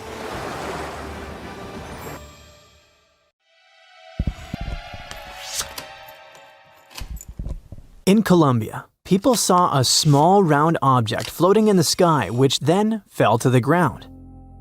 They recorded it on video and picked it up. It turned out to be a strange round metal sphere. There were no turbines or propellers on it, which are common for drones. Plus, according to eyewitnesses, the sphere was cold after it fell to the ground. It weighs only 4.5 pounds, which is twice as light as a bowling ball. But the most interesting thing is what was written on it. Unknown symbols resembling the runes and writings of ancient civilizations, like those from Mesopotamia. With the help of AI, a researcher managed to decipher the mysterious inscription, and this is what it read: "The origin of birth through union and energy in the cycle of transformation, meeting point of unity, expansion, and consciousness, individual consciousness." What? It sounds too philosophical and fanatical, but what do you think? Okay, the inscription is more or less clear, but what about the composition of the sphere? What is its origin? Its design differs from standard production methods since it has no welding seams and joints. Using X-rays, scientists saw the interior of the sphere. It turned out that the sphere consisted of 3 layers and had 9 to 18 microspheres inside, depending on different sources. All of them were located around the core. Obviously, many people started to claim that this was some kind of unknown technology from another planet. How it floated and why it turned out to be cold is unknown, but let's be honest. If it was really some unknown mysterious object from space, then the whole world would already be talking about it. The sphere looks like an art object or something like that. And all these tricks with hovering as well as the encrypted message seem to be part of some kind of performance. Most internet users have the same opinion, by the way. What do you think is the point of this project? Perhaps the artist wanted to show how easy it was to make people believe in extraordinary things. Or if you read the deciphered words attentively, it looks like a philosophical message encouraging us to stop ruining the planet and claiming that progress and nature must unite. But how did it fly? Perhaps the artist or someone else drew a flying sphere on a computer and added it to the recorded video and then threw it on the ground. To be honest, the sphere from Colombia is not very surprising, unlike these small spheres that were found in a 3-billion-year-old rock. It happened in South Africa in the 80s. Mysterious spheres similar to tiny cricket balls are called Klerksdorp spheres. They have a smooth surface and tiny lines running through the center. They look like they were created by some ancient cave human, but the only catch is that 3 billion years ago, there were no humans. There weren't even any dinosaurs. So who or what created these things? Many pseudoscientists say that the spheres were created by extraterrestrial civilizations. An employee of the museum where they were kept even said the spheres spun on their own. How was it possible? A thorough analysis revealed the truth. The answer was simple. The creator of the spheres is nature. These things are called concretions and are found in various places around the world. The small balls are made up of various minerals and rocks. But how does nature create them? There's a small grain of sand inside the stone. For millions and billions of years, water with minerals envelops this grain in layers, and thus, a small ball is formed. And these lines on the sphere are the traces of the stone inside which this sphere grew. But how did they roll in the museum?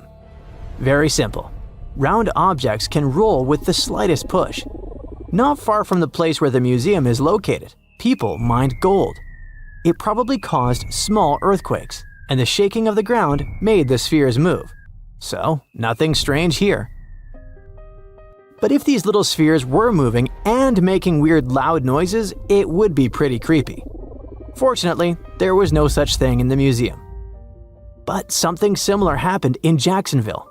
A large metal sphere the size of a bowling ball became perhaps the most famous sphere in the world after the Betts family found it at the Fort George Island Forest in 1974. Jerry, Antoine, and their 21-year-old son Terry were walking in the woods around their private property when Terry found a mysterious metal ball. He thought it was a beautiful souvenir, so he took it with him. The strange artifact stayed in the house like a trinket. No one paid any attention to it until Terry started playing guitar. At that moment, the sphere rolled on its own. Or not. You'll find out later. It changed direction and stopped, then vibrated and made a high-pitched sound that made dogs whine and cover their ears. All the family members immediately realized that this was something bizarre. One of the first people the Betts family told about the sphere was a radio host who loved mysterious stories. It's worth noting that in the 70s, the topic of extraterrestrial civilizations was very popular.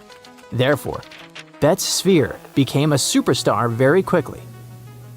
The radio host confirmed that the sphere was behaving quite strangely. Then, another person did it. After that, the family started inviting journalists to the house. Stories about the Betts sphere spread throughout Jacksonville, and very soon across the country. Newspapers wrote about the extraterrestrial origin of the sphere. Journalists interviewed the members of the Betts family. People seem to be going crazy because of this story. Of course, the news about the mysterious artifact reached the country's authorities. The US Navy decided to take a look at the Betts sphere to make sure it wasn't their technology. But what if it was some kind of secret development that fell out of a plane and ended up in the hands of civilians? Fortunately for the Navy, this theory turned out to be false. They analyzed the sphere and found out that it was made of stainless steel, but they couldn't figure out who its creator was. But they knew for sure that the sphere had been made on Earth. A tiny triangular chip on the surface caused the ball to roll on the floor in different directions. In such a perfectly balanced object, even a tiny flaw could make the ball move in a strange way. Also, the construction of the house was uneven. Any light touch caused the sphere to move and change direction. The US Navy soon revealed the origin of this mysterious object.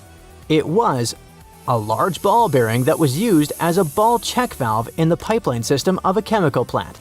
Sometime later, news broke that another similar sphere had been found. It turned out to be part of a valve used in a paper mill. Over time, other details turned up. An artist from New Mexico collected various kinds of scrap metal to use in creating sculptures.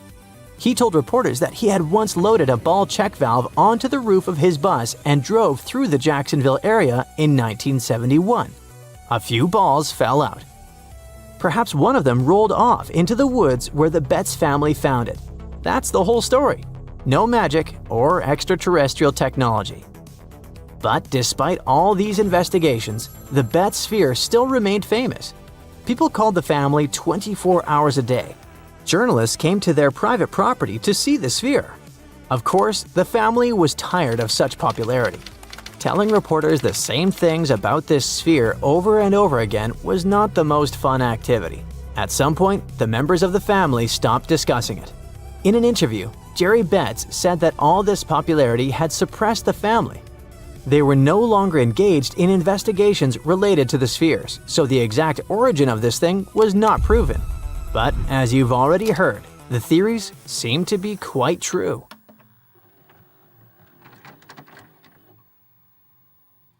Hey, I bet you didn't know that trees used to grow in the middle of Egypt's barren, sun-roasted Sinai desert. It's true. If you can't picture it, I don't blame you. But archaeologists have recently stumbled upon a tree-lined boulevard. Yep, an actual green avenue, leading to a massive ancient fortress. No, this isn't some mirage or an overactive imagination, although I do have one. But it's turning our ideas of ancient Egyptian desert life upside down. Let's rewind a bit. The site in question is called Tel Abu Saifi, located in the northern part of the Sinai Peninsula. For a long time, it was known as a dusty archaeological footnote, the home of ruins from the Ptolemaic and Roman periods. You know, the era after Alexander the Great swaggered through Egypt and the Roman Empire called dibs. But recently, Egypt's Ministry of Tourism and Antiquities decided to give it a fresh dig, and what they found out turned to be more than just a forgotten outpost. We're talking about a full-on military fortress with defensive trenches, paved roads, lime kilns, barracks for soldiers, and even room for their families. A whole bunch of living quarters right in the middle of a desert doesn't feel very homey until you remember our star, the unexpected Green Avenue. This road was over 300 feet long and 36 feet wide, as long as an American football field, paved with limestone slabs and lined with more than 500 clay planting pits. These weren't for show. They held actual trees, creating a shaded tree-line entrance straight to the fortress. Imagine walking through that, the sun blazing overhead, and suddenly, blessed shade. Ooh. Now, that's not just a grand entrance, that's an ancient red carpet, or maybe a green one. But this wasn't about curb appeal. The existence of hundreds of trees in a desert landscape over 2,000 years ago tells us something big. You see, the Ptolemaic Egyptians weren't simply good at building monuments. They were also masters of water management. In a place where rainfall is rarer than a selfie with a pharaoh, they somehow found a way to grow rows of trees. Now, let that sink in. To irrigate that many trees in a desert, they must have had a sophisticated irrigation or water transport system, something capable of moving and distributing water efficiently in this harsh climate. Maybe they channeled groundwater, or maybe they captured seasonal rain, or maybe ancient sprinkler systems. Okay, maybe not that fancy. But still, it's clear they were ahead of their time. Here's the thing, we already know the Egyptians mastered water control. They harnessed the Nile with ditches and canals to feed distant fields. So irrigation wasn't exactly a mystery to them. They had the skills and the knowledge. And sure, scientists still debate what the Sinai climate was like 2,000 years ago, but many believe it may have once been greener. After all, take one look at those dramatic mountains and rocky landscapes, shaped and sculpted as if by brute force of ancient rivers. And it's hard not to think that water once played a bigger role out there. Plus, archaeologists have found tons of evidence showing that Ptolemaic Egyptians cultivated fruits, vines, and trees on a large scale. In other words, growing a forest in a desert might feel wild to us, but to them, it was just another Tuesday. And now, this Green Avenue is making archaeologists wonder, what if similar irrigation systems were used elsewhere, say for transporting the enormous stones used to build the pyramids? There's already a theory that ancient rivers or human-made canals helped move those stones. And the Tel Abu Saifi discovery? Well, it might just be the missing puzzle piece. This isn't just a dream. Back then, rivers were like highways, power grids, and cargo trains of the ancient world, all rolled into one. Egyptians used them for everything – irrigating crops, trading goods, powering industry, and even mobilizing for war. If you were doing something important, odds are it involved a river. But wait, it gets even better. Excavations revealed deep defensive trenches, like ancient moats, dug more than 6 feet deep around the fortress. Those weren't just muddy ditches. They were part of an elaborate defense system designed to be filled or bridged to control access. Think of it as ancient Egypt's version of a retractable security gate, minus the hydraulics. And while the trenches were keeping intruders out, life inside the fortress was bustling. Remember how we said archaeologists had found military housing units? It turns out soldiers might have lived there with their families. So this wasn't just a barracks, it was a thriving community, with meals, routines, kids playing, and probably a whole lot of ancient gossip flying around the dinner table. In addition to all the military stuff, researchers found 4 massive lime kilns used to produce quicklime, an essential ingredient for making construction mortar. These kilns are a big deal because they suggest that during the later Roman period, Tel Abu Saifi turned into an industrial hub. It was like the Home Depot of ancient Egypt, churning out materials to build and repair buildings. But here's where the plot thickens. Underneath all of this, beneath the roads, the trenches, the kilns, archaeologists found the corners of an even older structure, a mystery building. Could it be the remains of a third, much older fortress? Or an ancient cemetery or lost city? Nobody knows yet, but one thing's clear: this story isn't over. Honestly, this might be the coolest archaeological cliffhanger of the decade. So, what does this all mean? Well, for starters, it challenges everything we assumed about desert life in ancient Egypt.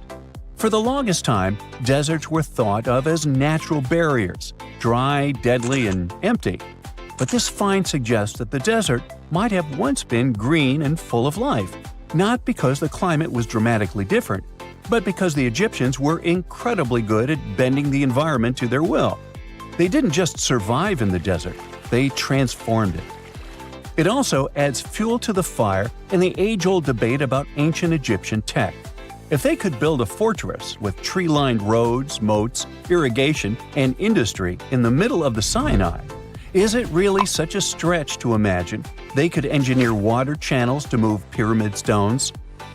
Forget the Ancient Aliens TV show. Sure, it's entertaining, I'll give you that, but it makes us forget something crucial. Those people were brilliant. A lot of what we call modern technology is recycled ancient ingenuity. And who knows how much knowledge we've lost over time. Meanwhile, the dig continues. Scientists are now mapping the entire Tel Abu Saifi site, trying to piece together how all the structures connect. Some want to analyze soil samples to find traces of old tree roots and maybe even figure out what kinds of trees once grew there. Imagine if they were date palms. We might be looking at the world's oldest snack lane. You already know that the implications of the discoveries don't stop with history books, right? This kind of discovery has modern relevance too. Our world is going through a lot of change, with crazy weather and huge heat waves. So maybe we should be asking, what can we learn from ancient civilizations that once made the desert bloom? If nothing else, Tel Abu Saifi reminds us that the ancient Egyptians were more than just pharaohs, pyramids, and mummies. They were visionary planners, eco-architects, and straight-up problem solvers. They didn't wait for nature to hand them what they needed. They engineered it. And thanks to discoveries like this, we're getting a clearer picture of just how advanced and, frankly, how cool ancient Egyptian civilization really was. So next time someone tells you deserts are just empty wastelands, you can hit them with this fun fact. Over 2,000 years ago, in the heart of the Sinai Desert, there was a fortress with a tree-lined avenue, moats, military housing, an industrial center, and even a secret underground structure. Take that, sand dunes! Who knows what else is still buried out there, waiting to rewrite history? Wow! Scientists have found a lost city beneath Egypt's pyramids. And it's incredibly large, bigger than the biggest target you can imagine. Underground chambers, passageways, and vertical structures. Scientists have no idea what purposes they serve. But let's start from the very beginning. Italian and Scottish scientists studying the Pyramid of Khafra discovered something that looked like secret tunnels under 3 pyramids. This find might change what we know about ancient Egypt. The expedition, called the Khafra Project, was led by Corrado Malunga from Pisa, Italy, and Filippo Biondi from the University of Strathclyde, Scotland. Their mission was to focus on exploring Khafra's pyramid, the second largest on the Giza Plateau. Scientists uncovered a massive structure beneath the Pyramid of Khafra. Could it be an ancient Egyptian underground city? The experts analyzed the data they had and came to the conclusion that 8 large vertical structures could be hiding beneath, possibly wells or shafts. They extend a staggering 6,500 feet across. Imagine placing 2.5 Burj Khalifas on the ground, one after another, and you get the sheer size of this find. These shafts also plunge nearly 2,000 feet underground. Some of the deepest underground stations in the world are located at a mere 380 feet underground or so. These cylindrical shafts are surrounded by spiral paths. Picture some old Gothic castle. They're connected to 2 giant, weirdly shaped chambers. Are those cubes? Or possibly bowls? Each of these chambers is likely more than 260 feet across. Now, even though we know about the structures now, no one has figured out their original purpose yet. Want to hear something even more shocking? Okay then. The team is almost sure that similar access points can be found under all three pyramids. In other words, all of them might be linked by a hidden system of underground tunnels, chambers, and passages. Even deeper, about 4,000 feet under the surface, there might be more unknown structures. And doesn't it add to the mystery? But the coolest news is that, according to some team members, these hidden structures near Giza pyramids could align with the legendary Halls of Amenti. In ancient Egyptian mythology, it's a place where people are believed to arrive when they're close to the end of their days. There, they are said to take a 3-day-long trial, facing their biggest fears. Now, how did scientists even discover these hidden spaces? To uncover them, researchers used 2 satellites positioned 420 miles above Earth. They sent radar signals to the Giza Plateau, and these signals generated detailed images, which were later compiled into a 3D model of the underground layout, including the newly detected shafts. Then, using synthetic aperture radar or SAR technology, which is a type of radar that can penetrate through stone, the team also spotted 5 small room-like structures hidden deep within the pyramid. One of these chambers contained a sarcophagus, which was once thought to be the tomb of Pharaoh Khafre. But now, scientists believe this was a mistake. The true burial site is likely to be elsewhere. In any case, these 5 hidden rooms were completely unknown before the scans. They seem to be arranged in the center of the pyramid and are linked to underground pathways leading somewhere below the structure. There's an opinion that these tunnels could lead to more hidden chambers and wells. Some of them might be around 4,500 years old. Wow! What if they help us solve ancient civilization mysteries? Preliminary data suggests that all this underground space can be much more than a few empty chambers. There might be many more hidden structures near the Giza pyramids. How come? Well, the thing is, the structure appears to include hollowed-out sections with spiral pathways leading even deeper underground. Refining the images hinting at this could reveal an extensive subterranean network. It might be a whole city hidden under the surface. Now, despite the excitement surrounding these findings, there are also a lot of people who don't believe in the existence of the underground city. They're skeptical about the archaeological discovery in Egypt due to the lack of peer-reviewed verification. That's why several archaeologists and radar experts have challenged the validity of the claims. They've explained that the technology used to make the discovery may not be advanced enough to produce such detailed underground imagery. According to them, the 5 smaller chambers found near the surface could be natural formations, since the area had had sacred significance long before the construction of the pyramids. Some experts have even dismissed the use of radar methods in this context altogether. They call these methods scientifically unproven and question their accuracy. The discovery has also reignited discussions about ancient Egyptian myths and the possibility of hidden texts lying somewhere beneath the Giza pyramids. The layout of the newly detected underground chambers shares similarities with mythological accounts of the Hall of Records, a rumored chamber that could preserve early Egyptian wisdom. If confirmed, these findings could significantly reshape the understanding of Egypt's sacred topography. Plus, this lost city beneath Egypt's pyramid could become physical evidence of previously unknown underground structures. That's why the Khafre project is super eager to begin excavating to confirm their findings. But getting approval from Egyptian authorities is a challenging process. The discoveries still need to undergo peer review before they are accepted by the academic community. By the way, this recent archaeological discovery in Egypt comes on the heels of another discovery involving a weird structure beneath the Royal Giza Cemetery, which researchers believe is unnatural in origin. Archaeologists used remote sensing techniques and uncovered a mysterious L-shaped structure underground in the Western Cemetery of Giza. This area is known to house burials of royal family members and high-ranking officials. Many of the tombs in the cemetery have above-ground mastabas, rectangular stone or mud brick structures with flat roofs.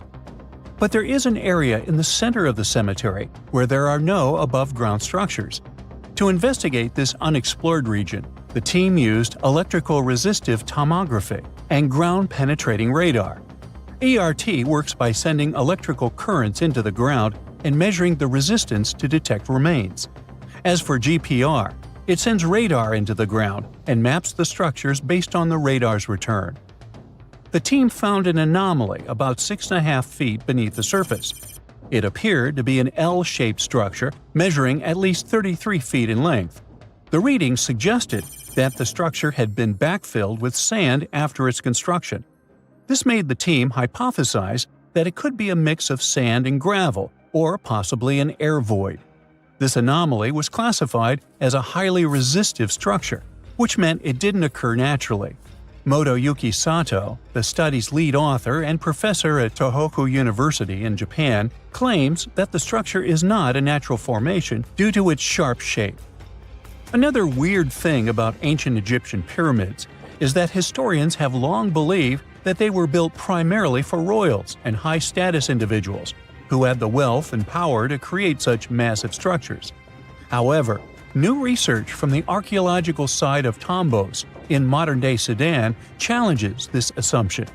The thing is, Tombos' pyramid may have served as burial sites for low-status workers as well as elites.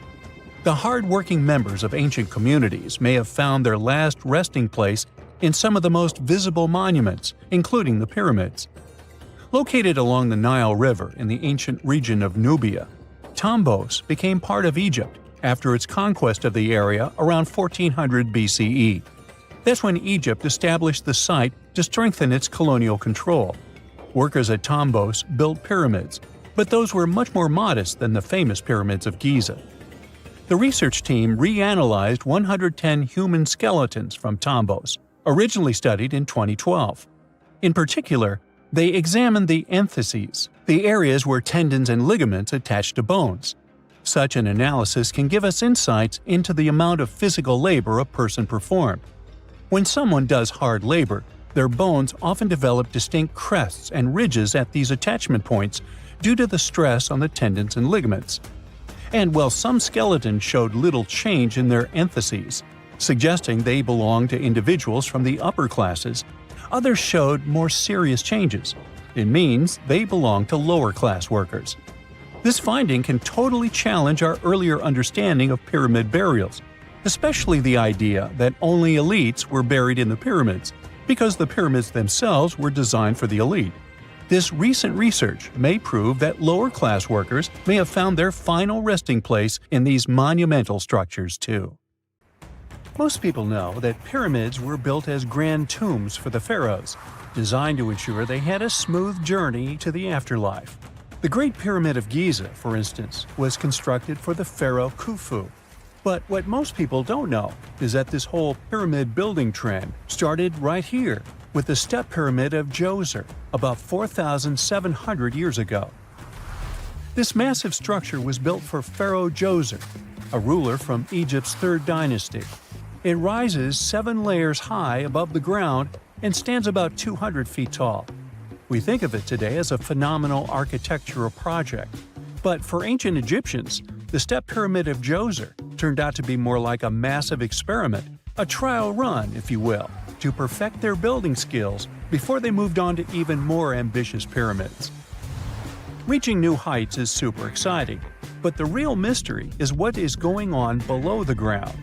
In this pyramid's underground labyrinth, there is a network of tunnels stretching about 3.5 miles long, and some researchers believe these tunnels might have been part of a sophisticated water system that could completely change what we think about pyramid construction. Let's talk about this massive complex located in Saqqara. Surrounding the pyramid, there's what's known as a dry moat, a continuous trench that is up to 164 feet wide and almost 2 miles long. It forms a sort of rectangular shape around the pyramid. This trench has an average depth of about 65 feet. Now, if you were to add up all the earth and rock they dug out to create this moat, it would be about 10 times the volume of the step pyramid itself. For the longest time, people just assumed this trench was nothing more than a huge quarry, a place where they dug up stone and clay to build the step pyramid. Makes sense, right? But when you take a closer look, it doesn't add up. The trench is too narrow and deep to be practical for mining. and its layout doesn't match anything we know about ancient Egyptian quarrying methods. Plus, some sections of the trench are actually covered with a rocky ceiling, which would have made it nearly impossible to use as a quarry. Another theory suggests that the dry moat had some kind of spiritual significance. Maybe it was a sacred place, where souls of nobles gathered to serve the late king in the afterlife. There are even niches in the walls that work as a hint at this spiritual function. But most researchers believe that this purpose likely developed much later, long after the complex was built for Djoser. So, what was the moat really designed for? In 2020, a researcher came up with a pretty intriguing idea. It is possible that this trench was actually designed to collect and manage water, especially after heavy rainfalls. Now, that makes sense when you consider the location. The moat sits in an area that could easily have been flooded by runoff water from nearby plains. This could also explain why the trench wasn't used for new graves until much later when the climate became drier and less prone to flooding.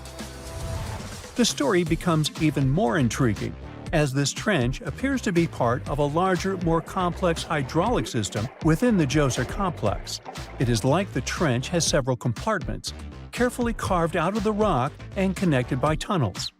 These compartments likely served as a part of a water treatment system, where water would flow from one compartment to the next, getting cleaner as it moved along.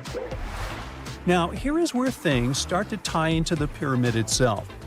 The Djoser complex has a series of underground shafts, and some researchers think that water from the moat's deep trench might have been used to power a hydraulic lift system, and this giant water-powered elevator could have been used to raise the heavy stones needed to build the pyramid. It worked like a volcano, but instead of lava, water did the heavy lifting. Imagine a big deep hole in the ground at the center of the pyramid site. Inside this hole, there was a huge wooden platform, kind of like a giant raft that could move up and down. When the workers wanted to lift a heavy stone, they would fill the hole with water. As the water rose, the wooden platform started to float up, carrying the stone with it, almost like a giant water-powered elevator. When the stone reached the right height, the workers slid it off the platform and onto the pyramid. The idea is that water from the deep trench, after being cleaned and filtered, would flow into these shafts. A massive float, possibly made of wood, would then rise as the water filled the shaft, lifting the stones up to where they were needed for construction. Once the stone was in place, they'd let the water out, lowering the platform back down to the bottom, ready to lift the next stone. This fancy hydraulic lift system could have been a game changer, making the whole building process a lot faster and more efficient without using a lot of workforce. It is like the ancient Egyptians were already embracing the whole idea of work smarter, not harder. But of course, not everyone is on board with this theory. Some experts argue that the area where the step pyramid of Djoser was built couldn't have held enough water from occasional rains to maintain such a fancy hydraulic system. The main theory suggests that, in the past, there might have been some kind of lake nearby that would have filled up after a period of rain, and this lake could have supplied water to the complex's hydraulic system. But there is no mention of such a lake in any ancient Egyptian writings, so it might be more of a what-if situation than a reality. And then there's the issue of the hard work itself. Remember when I said this method could have allowed the ancient builders to raise stones with far less effort?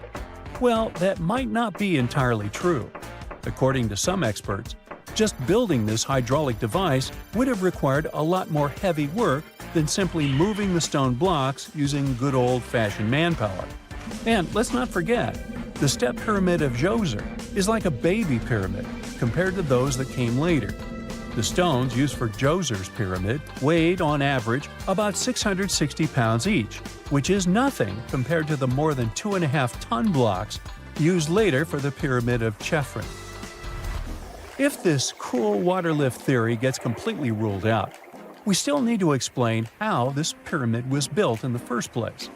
To answer that, we need to rewind a bit and talk about the original plans. See, before Djoser's tomb became a pyramid, The idea was to construct a simple mastaba. This type of tomb was pretty common in earlier periods, a flat-roofed, rectangular structure with sloping sides. But after the original mastaba was finished, they decided to expand it a bit by adding more layers on top. And then they added even more layers, until the construction reached 6 distinctive steps, each one smaller than the previous. And they probably did all this by raising those heavy stones using ramps, not a water-powered elevator. There is still so much we don't know about the step pyramid of Djoser. More research is definitely needed to fully understand how this system worked, or if it even existed at all. But the idea of using water to help build the pyramid adds a whole new layer to our understanding of ancient Egyptian engineering. It's a powerful reminder of just how clever and resourceful those builders were, using the natural landscape and the power of water to create one of the most iconic monuments in history. So looky here, scientists discovered ancient artifacts near King Tut's tomb. Turns out, his VIP final resting place looks more like a public graveyard with about a dozen wooden coffins that's been there for around 3,600 years. Now, okay, I might have exaggerated a tad. The 11 tombs weren't exactly right next to King Tut, but they were close, near the same city of Luxor. New findings in Egyptian tombs can help us piece together what life was like in ancient Egypt. And guess what? Ancient Egyptians seem to have been remarkably like us, modern humans. Say, the women have always loved jewelry, and archaeologists retrieved a beautifully made necklace with 30 amethyst beads and 2 agate beads, plus a hippo head amulet. Bet it was all the rage back then. Researchers also discovered 2 copper mirrors. One had a handle shaped like a lotus, and the other was decorated with Hathor, the ancient Egyptian deity of the sky, women, fertility, and love. These recent excavations near Tutankhamun's burial site led to another jaw-dropping revelation. For the first time in thousands of years, fragments of Queen Hatshepsut's Valley Temple were uncovered. This fearless woman was thought to be the second female pharaoh, who ruled with both courage and wisdom, leaving a legacy as solid as the stones themselves. Her temple, hidden for ages, opens a window into a time filled with power, intrigue, and spiritual devotion. Archaeologists found over 1,000 beautifully decorated stone blocks on the outskirts of Hatshepsut's funerary temple. There were very few women who managed to take the throne in ancient Egypt. Another tomb was found nearby, and it belonged to the overseer of Queen Teti Sheri's palace, whose name was Jehuti-Mez. Queen Hatshepsut seems to have even more tombs, aces up her sleeve. These tombs were carved into the rock instead of being built as pyramids, showing a unique ancient perspective on how to protect the soul in the afterlife. Experts managed to retrieve some cool ancient pieces from the site. Toys made of clay, mummy masks, winged scarabs, and some amulets. Sadly, there surely used to be way more artifacts, but over the last centuries, there have been people other than archaeologists to stumble upon this site. It's likely that looters got to these tombs before them and may have taken some valuable items. But they did leave behind some cool stuff for the researchers, like pottery used for offerings of bread and meat, along with archers' bows that connect the tomb's owners to the Egyptian military. Meanwhile, soul protection is way more important than you might think, especially if you're roaming around Luxor looking for ancient secrets. You aren't scared of King Tut's curse, are you? Let me tell you what happened to those who weren't scared, but promise me to take it with a dash of salt, okay? For years, Egyptologists, especially those who believed in paranormal activity, were convinced that there was an unsettling curse surrounding Tutankhamun's archaeological discoveries. This belief stemmed from the mysterious and untimely demise of several excavators who discovered the tomb in 1922 with no logical explanation for why they passed away. It was just easier to chalk it up to something supernatural and avoid the whole mess. But it turns out it wasn't a curse at all. It was likely the radiation that caused those excavators to perish. Now, you might wonder where the radiation came from. After all, while radioactivity was discovered in the 19th century, Ancient Egyptians, despite their impressive pyramids, didn't have any radium lying around to make Tut's tomb glow like crazy. So, what could be the real story? It might have been toxic waste behind it all. Toxic levels of radiation from uranium and hazardous waste have been lurking inside the tomb since it was sealed over 3,000 years ago. The burial chamber of Tutankhamun's tomb reportedly has such high radiation levels that anyone who steps inside could easily end up with a fatal dose of radiation sickness or an incurable condition. By the way, you can have a somewhat similar level of radioactivity if you don't get rid of those moldy dinner leftovers you left to perish in your fridge a month ago. But this radioactivity isn't exclusive to Tutankhamun's tomb. Ancient Egyptian artifacts discovery is rewarding yet dangerous due to unusually high radiation levels in Old Kingdom tombs all over Egypt. Geiger counters have detected radiation at 2 sites near the Giza pyramids, and radon, a radioactive gas, has been found in several underground tombs in Saqqara. Interestingly, experts believe that the builders of these ancient tombs were aware of the toxins, as some eerie warnings were carved into the walls of many tombs. One inscription ominously declared, "They that break this tomb shall meet their end by a malady that no doctor can diagnose." Other ominous phrases like "forbidden," "due to evil spirits," only added to the fear that supernatural curses haunted these ancient sites. Ominous signs have stunned archaeologists since forever, but the fear grew even stronger a century ago with the mysterious passing of Lord Carnarvon, who funded King Tut's excavation in 1922 and reportedly explored the treasure-filled rooms, along with several others who entered the tomb. Arthur Weigall, another British Egyptologist who was present at the tomb's opening and is credited with starting the curse myth, passed away young when he was just in his 50s in 1934. Chances are the condition that made him pass was connected to radiation. In total, 6 out of the 26 people who were there when the tomb was opened met their end within a decade from various causes. Not only X-ray exposure, those reasons include asphyxia, stroke, heart failure, pneumonia, and even poisoning. Well, isn't this getting a little grim? There was one guy who opened the tomb and somehow managed to avoid the infamous curse, Howard Carter, or so it seemed. Some folks pointed to his survival as proof that the curse wasn't real. After digging up the tomb, Carter published several books on the topic and shifted gears from archaeology to dealing in antiquities for various museums. Despite dodging demise or injury, rumors swirled about how the curse may have impacted him in other ways. One of the big stories linked him to Lord Carnarvon's daughter, Evelyn.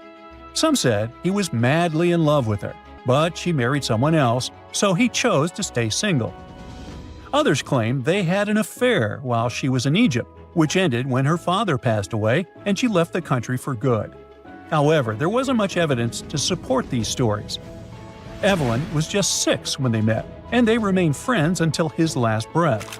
She was even one of the few attendees at his funeral, but denied any romantic involvement, saying they weren't that close. A year after the revolutionary discovery near King Tut's tomb, Evelyn married politician Sir Brograve Beauchamp and had a daughter. That same year, Beauchamp toured the tomb with his parents, guided by Carter himself. Carter never married and, aside from those posthumous rumors about Evelyn, had no other romantic connections. While the curse adds an intriguing twist to his life story, his tendency to keep relationships at arm's length was evident long before the tomb was opened. It seemed Carter just wasn't a people person. In 1939, after battling a serious illness, he ultimately succumbed to fate. He was 64, which was a pretty common life expectancy in the UK back then, so no one really thought it was off and linked it to an ancient curse. When he passed, it turned out he had several artifacts from Tutankhamun's tomb in his London apartment, which were eventually sent back to Egypt, marking what some viewed as the curse's end. Who knows? Maybe if he hadn't had all those ancient souvenirs at his place, he would have lived way longer. But all the other demises might seem off. The curse theory was likely fueled by some strange events during the excavation. Carnarvon got a mosquito bite that became severely infected, And around the time they opened the tomb, Cairo experienced a bizarre power outage and a freak sandstorm. Back in England, the Earl's dog, Susie, managed to escape from Carnarvon's house and began barking frantically at seemingly nothing. At least that's what the staff and family saw. Strangely enough, at the very moment her owner's heart stopped, Susie started howling and fell down without showing any signs of life. Maybe radiation didn't play a crucial role after all, and those were indeed ancient artifacts from King Tut's tomb that made them all perish. Spooky, huh? It's 1898, and you're taking part in excavations in Saqqara. This place, not far away from Cairo, is full of ancient tombs and pyramids. You're in your Indiana Jones mood and hope to find something really phenomenal to become famous. Gold, manuscripts, treasure maps, mummies of famous pharaohs. Wait, a wooden bird? You're really disappointed as it looks like a regular toy. An old one, but still. Little do you know that years later, someone would propose that your bird was actually an ancient monoplane. So the artifact, nicknamed the Saqqara bird, is made of a sycamore tree. The birdie has a wingspan of just 7 inches and weighs around 40 grams. A perfect original souvenir from Egypt, I would say. It's over 2,000 years old and looks pretty plain, without any carvings of feathers or other intricate ornaments. It has a beak and eyes though, which makes our find look like a hawk, the emblem of the deity Horus. Its tail is rather unusual as it's squared, looks weirdly upright, and it seems like the sunken part of it was the place for a now missing piece. Humans love solving a good mystery, so there have been several attempts to explain the use of the birdie. First, quite simply, is that it was a ceremonial object. The second idea is that it was a toy for a child from some well-off family. It could have been some sort of boomerang, which was a popular concept in ancient Egypt. Then there was a theory that the bird had been used as a weather vane. But this one has been debunked as the figure doesn't have any holes or markings, except for the one made at the museum in Cairo to fix the exhibit on a stick. So there was no way to hang it in the past. Almost a century after the bird was found, Egyptologist Dr. Khalil Masiha proposed a new theory that it could have been a model of a monoplane. He believed the bird was missing a horizontal tailplane. Otherwise, it had its wings set at a right angle, similar to that of modern planes. It could have worked to generate the aerodynamic lift necessary for flights. Dr. Masiha also claimed that it was common at that time to place miniature models of technological inventions in tombs. So, did the ancient Egyptians really invent the plane in 200 BCE? That would make the Wright brothers, who are considered the inventors of aviation, really upset. They made one of their first flights only in 1903. There's just one way to know for sure, and that is to test the model. But you know, the ancient museum in Cairo would unlikely let one of their cherished exhibits fly around like a toy. That's why glider designer Martin Gregory built a similar model, this time of balsa wood, and concluded that even with the missing tailplane, the plane wasn't much of a flyer. Case solved? Not really. This didn't sound convincing enough to the History Channel, so they invited an aerodynamics expert to build another replica of the bird. He tested it in weather conditions similar to those in Egypt and was impressed with the little plane's abilities. So, if they did invent the prototype of a plane back in the times of pharaohs, it would be a good example of an oopart. That's an out-of-place artifact, an object that's way ahead of its time in terms of technology or history. And the Saqqara bird isn't the only example of such a revolutionary concept. In 1901, a group of divers retrieved the Antikythera mechanism from an underwater shipwreck near the Greek island of Antikythera. It's been dubbed the world's first analog computer, and it's currently dated around 100 BCE. The bronze mechanism could tell the position of the sun, moon, planets, and stars, as well as the lunar phase, the dates of upcoming solar eclipses, and even the speed at which the moon moves through the sky. No one's sure who used it and how or where it was made. But it's obvious that it's extremely precise and way too advanced for its time. The first flushing toilets in the world were invented in the middle of the 20th century. Just kidding. The ancient Minoans on the Mediterranean island of Crete and the Indus Valley civilization both came up with this brilliant invention at the same time, around 4,000 years ago. The plumbing and sanitation were so well done that no one managed to design anything better until 2,000 years later. One ancient Minoan lavatory was discovered at the Palace of Knossos. It looks like it had a wooden seat set over a tunnel that directed water from a rooftop reservoir to an underground sewer. Other varieties got water from jugs. Only the super rich people could afford all this glory. So if you wanted to shop for real estate back then, the flushing toilet would be a telltale sign you were in the rich neighborhood. Automated doors became a cool, seemingly new invention back in 1931. But the technology behind them is actually much older. Think the 1st century CE old. Mathematician and engineer Heron of Alexandria came up with a hydraulic system to open and close temple doors. To bring it into action, you need to light a fire to produce heat. There was a brass pot under the fire, half filled with water. The inventor connected the brass pot to containers that acted as weights. When the fire was burning, the water moved into the containers. They went down and pulled the ropes. It was nothing like a supermarket door that opens in front of you before you even have time to think. Heron's door took hours to open, and there was no way to stop the process.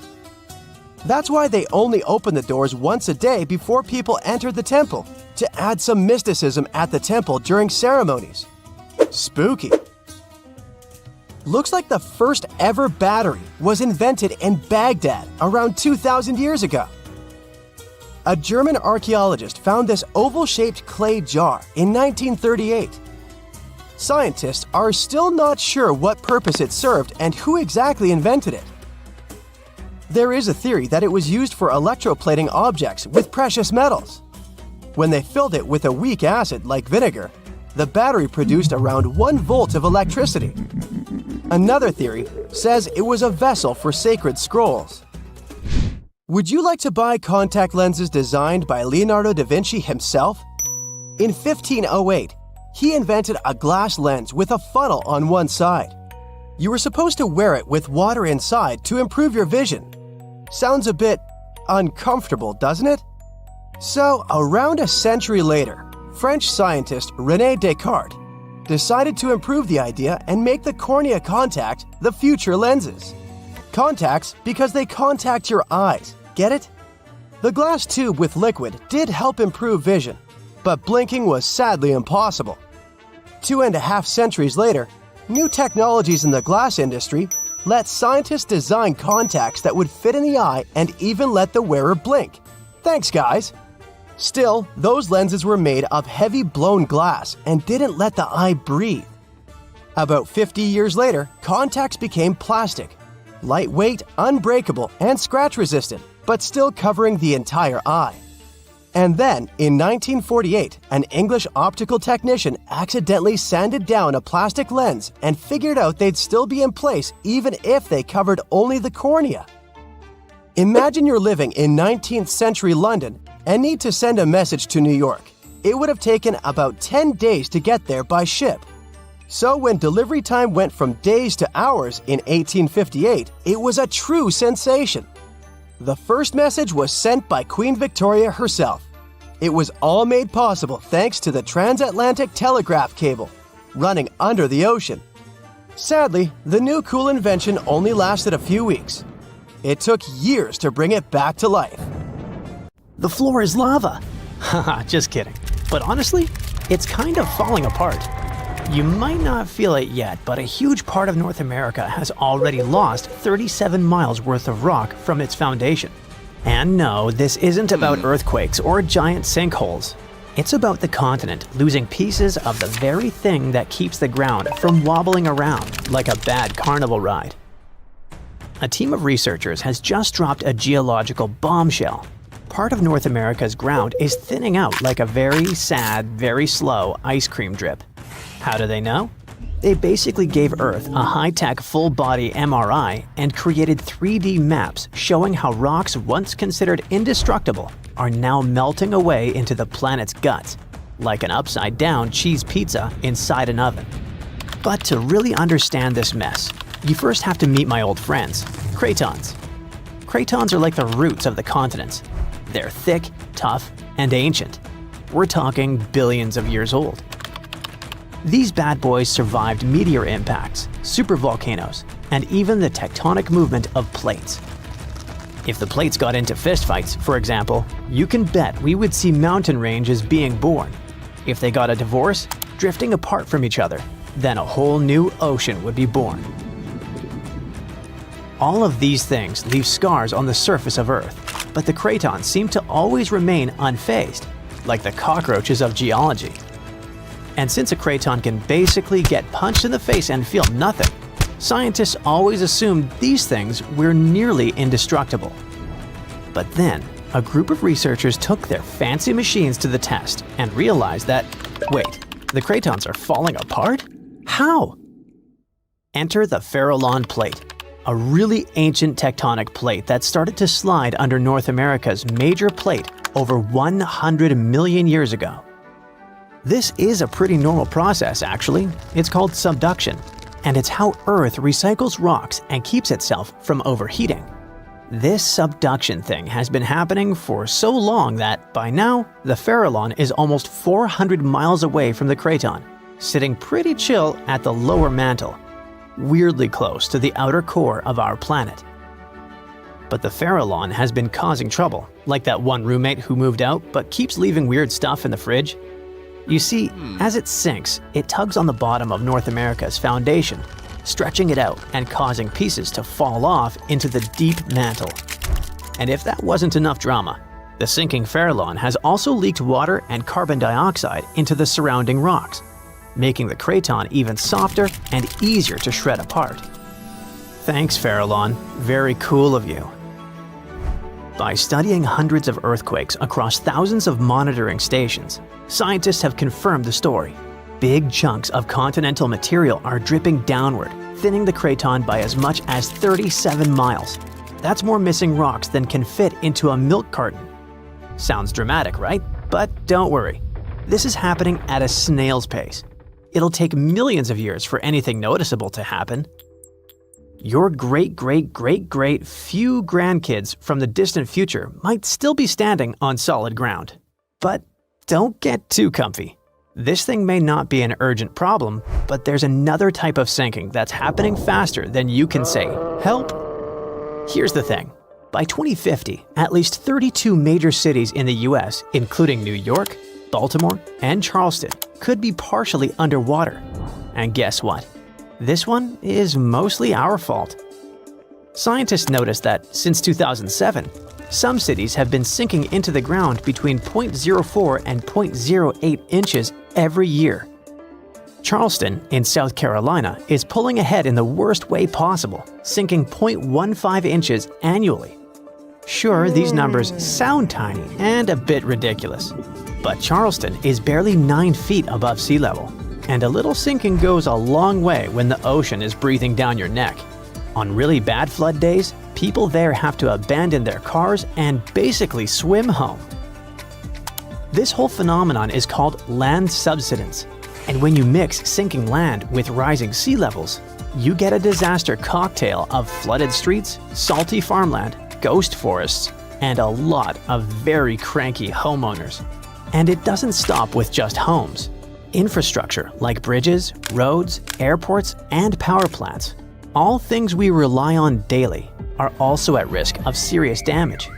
Flooded electrical grids and sunken highways could cause billions more in economic losses and create major safety hazards for communities. Now, let's be fair. Not everything is humanity's fault. Some of this trouble dates all the way back to the Ice Age. About 12,000 years ago, massive ice sheets covered the northern US. They were heavy, like seriously heavy. The weight pushed the land down, and when the ice melted, the ground didn't just pop back up like a trampoline. Instead, it started playing a weird game of geological seesaw. The places that were squished started rising, and the places that weren't got pulled down. This whole process, called glacial isostatic adjustment, try to say that 3 times fast. But of course, humans found a way to make it worse. Groundwater extraction is a major culprit. Think of it like pulling the stuff out of the mattress. After a while, the whole thing just sags. In places like California's Central Valley, the land is dropping by up to 8 inches a year because we keep pumping out water during droughts. In cities like New York, the problem isn't just water. Skyscrapers themselves are making it worse. Yep, turns out if you stack millions of tons of concrete and steel onto soft ground, it tends to flatten. And in case you're wondering, the total mass of New York City's buildings is around 1.68 trillion pounds. That's about the same as 3.5 million statues of Liberty piled up. With so much weight concentrated over a relatively small area, the underlying soils have no choice but to compress over time. And if you thought it couldn't get messier, think again. We've been building dams, which stop rivers from delivering fresh sediment to coastal areas. That sediment is kind of like Mother Nature's way of fluffing the ground back up. Without it, coastal lands are compacting like an old sponge. Plus, when wetlands are drained for agriculture or construction, the peaty soil dries out and collapses. Honestly, it's like the ground just can't catch a break. Scientists also noticed that the areas that used to be lush wetlands are now among the fastest sinking spots in the country, especially along the Gulf Coast. Louisiana, for example, is losing about a football field of land because of this mix of subsidence and rising seas. So what's the endgame here for us regular people who just want to live above sea level? Well, it's not looking great. Ghost forests, which are basically drowned woodlands, are popping up. Farmland is turning salty and unusable. And even sunny day flooding, where streets flood without any rain, is becoming a thing. Yikes! Meanwhile, over on the West Coast, California is not exactly winning either. San Francisco and Los Angeles are both sinking, which means that rising sea levels could hit them twice as hard and twice as fast. In some places, like the Palos Verdes Peninsula, the ground has been sinking so fast, people over there might as well live like moles. So, is America turning into the next Atlantis? Probably not next week, but without serious action, like cutting back on groundwater pumping and planning smarter cities, at least 500,000 people are in serious danger. And the housing damage could easily rack up a jaw-dropping $109 billion by 2050. In the end, while North America isn't about to sink like a poorly made souffle, it's definitely showing some cracks in the crust. So maybe let's ease up on groundwater pumping, rethink how and where we build, and invest a little more in keeping our feet dry. After all, if the floor really does become lava someday, we're gonna wish we had at least fixed the leaks first. Around 2,500 years ago, an earthquake completely changed the course of one of the largest and most famous rivers on the planet, the Ganges. Now, it's normal for rivers not to sit in one place, so if you live next to one, it could also just disappear without a trace or flood the whole city one day. In the case of the Ganges River, a supermassive earthquake became the reason for this dramatic change. Scientists say it might happen again, and it would be a huge problem for millions of people who depend on this river. The Ganges River starts as small streams in the Himalayas and travels a long way, over 1,500 miles. Along its journey, it meets other big rivers before all the water flows into the Bay of Bengal. The Ganges has the largest delta in the world among all rivers. Just like many other rivers in the region, it slowly changes its path over time. These changes, if they happen when a river wears away its banks, usually takes a long time, sometimes decades. Scientists have discovered that the Ganges-Brahmaputra river system has shifted several times over the last 6,000 years. When they looked at satellite images of the Ganges Delta, they noticed something interesting. There was a crescent-shaped dip in the ground about 28 miles away from where the river is flowing now. This depression was over 1 mile wide and stretched for many miles. They thought it might have been an old main channel of the Ganges River a long time ago. In 2018, the team decided to visit the area to check it out for themselves and take samples to learn more about it. While driving back home, they noticed a pit where someone was digging dirt to create a pond. The next day, they planned to fill it with water, but the researchers spotted something strange in the dirt. There were vertical bands of light-colored sand mixed into the darker mud. These special layers are clues from the past. They show that an ancient earthquake made sand and water shoot up from below the ground and created sand volcanoes that were trapped in time. The scientists studied the sand and mud and figured out that these earthquakes happened around 2,500 years ago and were strong, with magnitudes of 7 to 8. The epicenter was over 110 miles away from the main stem of the river, but it was powerful enough to displace it. It could have affected around 140 million people. The Ganges-Brahmaputra system is close to spots where Earth's tectonic plates meet, so earthquakes happen here often. There's no danger right now, but scientists think that another massive earthquake could happen in the next few hundred or thousand years. It could threaten up to 170 million people. That's about half the population of the U.S. No one can predict exactly when an earthquake will happen or how strong it will be. Learning how earthquakes in the past moved rivers helps scientists figure out patterns and make guesses about similar events in the future. This knowledge could help us prepare better and create safety plans before another big earthquake strikes. Now, the Ganges isn't the only river at risk. The Yellow River, the Irrawaddy River, and rivers in the United States, like the Klamath and San Joaquin, all face similar dangers. The mighty Mississippi River has also switched its path many times over the last 7,000 years. Right now, there's a huge system of dams and barriers called a control structure in central Louisiana. This structure's job is to stop the Mississippi from spilling over its banks and joining a nearby river. But scientists think that, in theory, these barriers wouldn't handle mega floods. So the Mississippi could break free and change its course again. This would cause massive problems, especially in southern Louisiana. One of the recent examples when a river changing its course caused disaster was the Kosi River in India. In August 2008, over just a few days, the river's path shifted by almost 60 miles, which is a huge change. Floods happen in some parts of the state rather often, but they hadn't seen such strong ones in over 50 years. They affected around 1,000 villages and 3 million people, and about 1 million people had to be evacuated to safety. Since many of these people hadn't faced floods in so long, they weren't ready to handle it quickly. It caused even more damage to their homes and lives. Scientists have been trying for decades to figure out what exactly makes rivers suddenly change their course. A new study explains that two things work together to make a river to do it. This process is called avulsion. First, there's the setup, which is like building up tension before something big happens. Over time, sediment, sand, dirt, and other stuff carried by the river gets deposited in certain places. It either raises the river above the land around it or makes a nearby slope steeper than the river's current path. Then there's the trigger, which is like the final straw that makes everything happen. This trigger could be a big flood, an earthquake, or even something like a pile of logs blocking the water. Now, researchers looked at satellite images of about 170 cases of avulsion from the past 50 years. They noticed these events happen most often near river mouths and near mountains.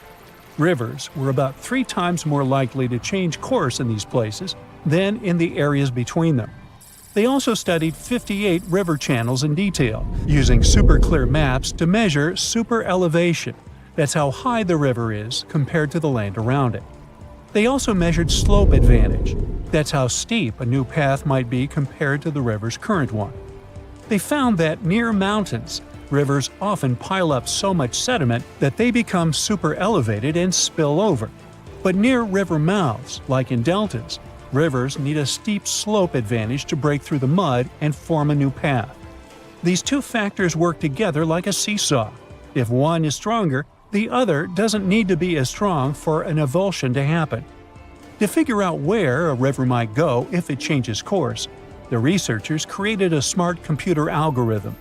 This tool uses maps to measure the terrain's steepness and the river's flow to predict where the river might move. They tested it on 10 past avulsions, and it correctly guessed the path every single time.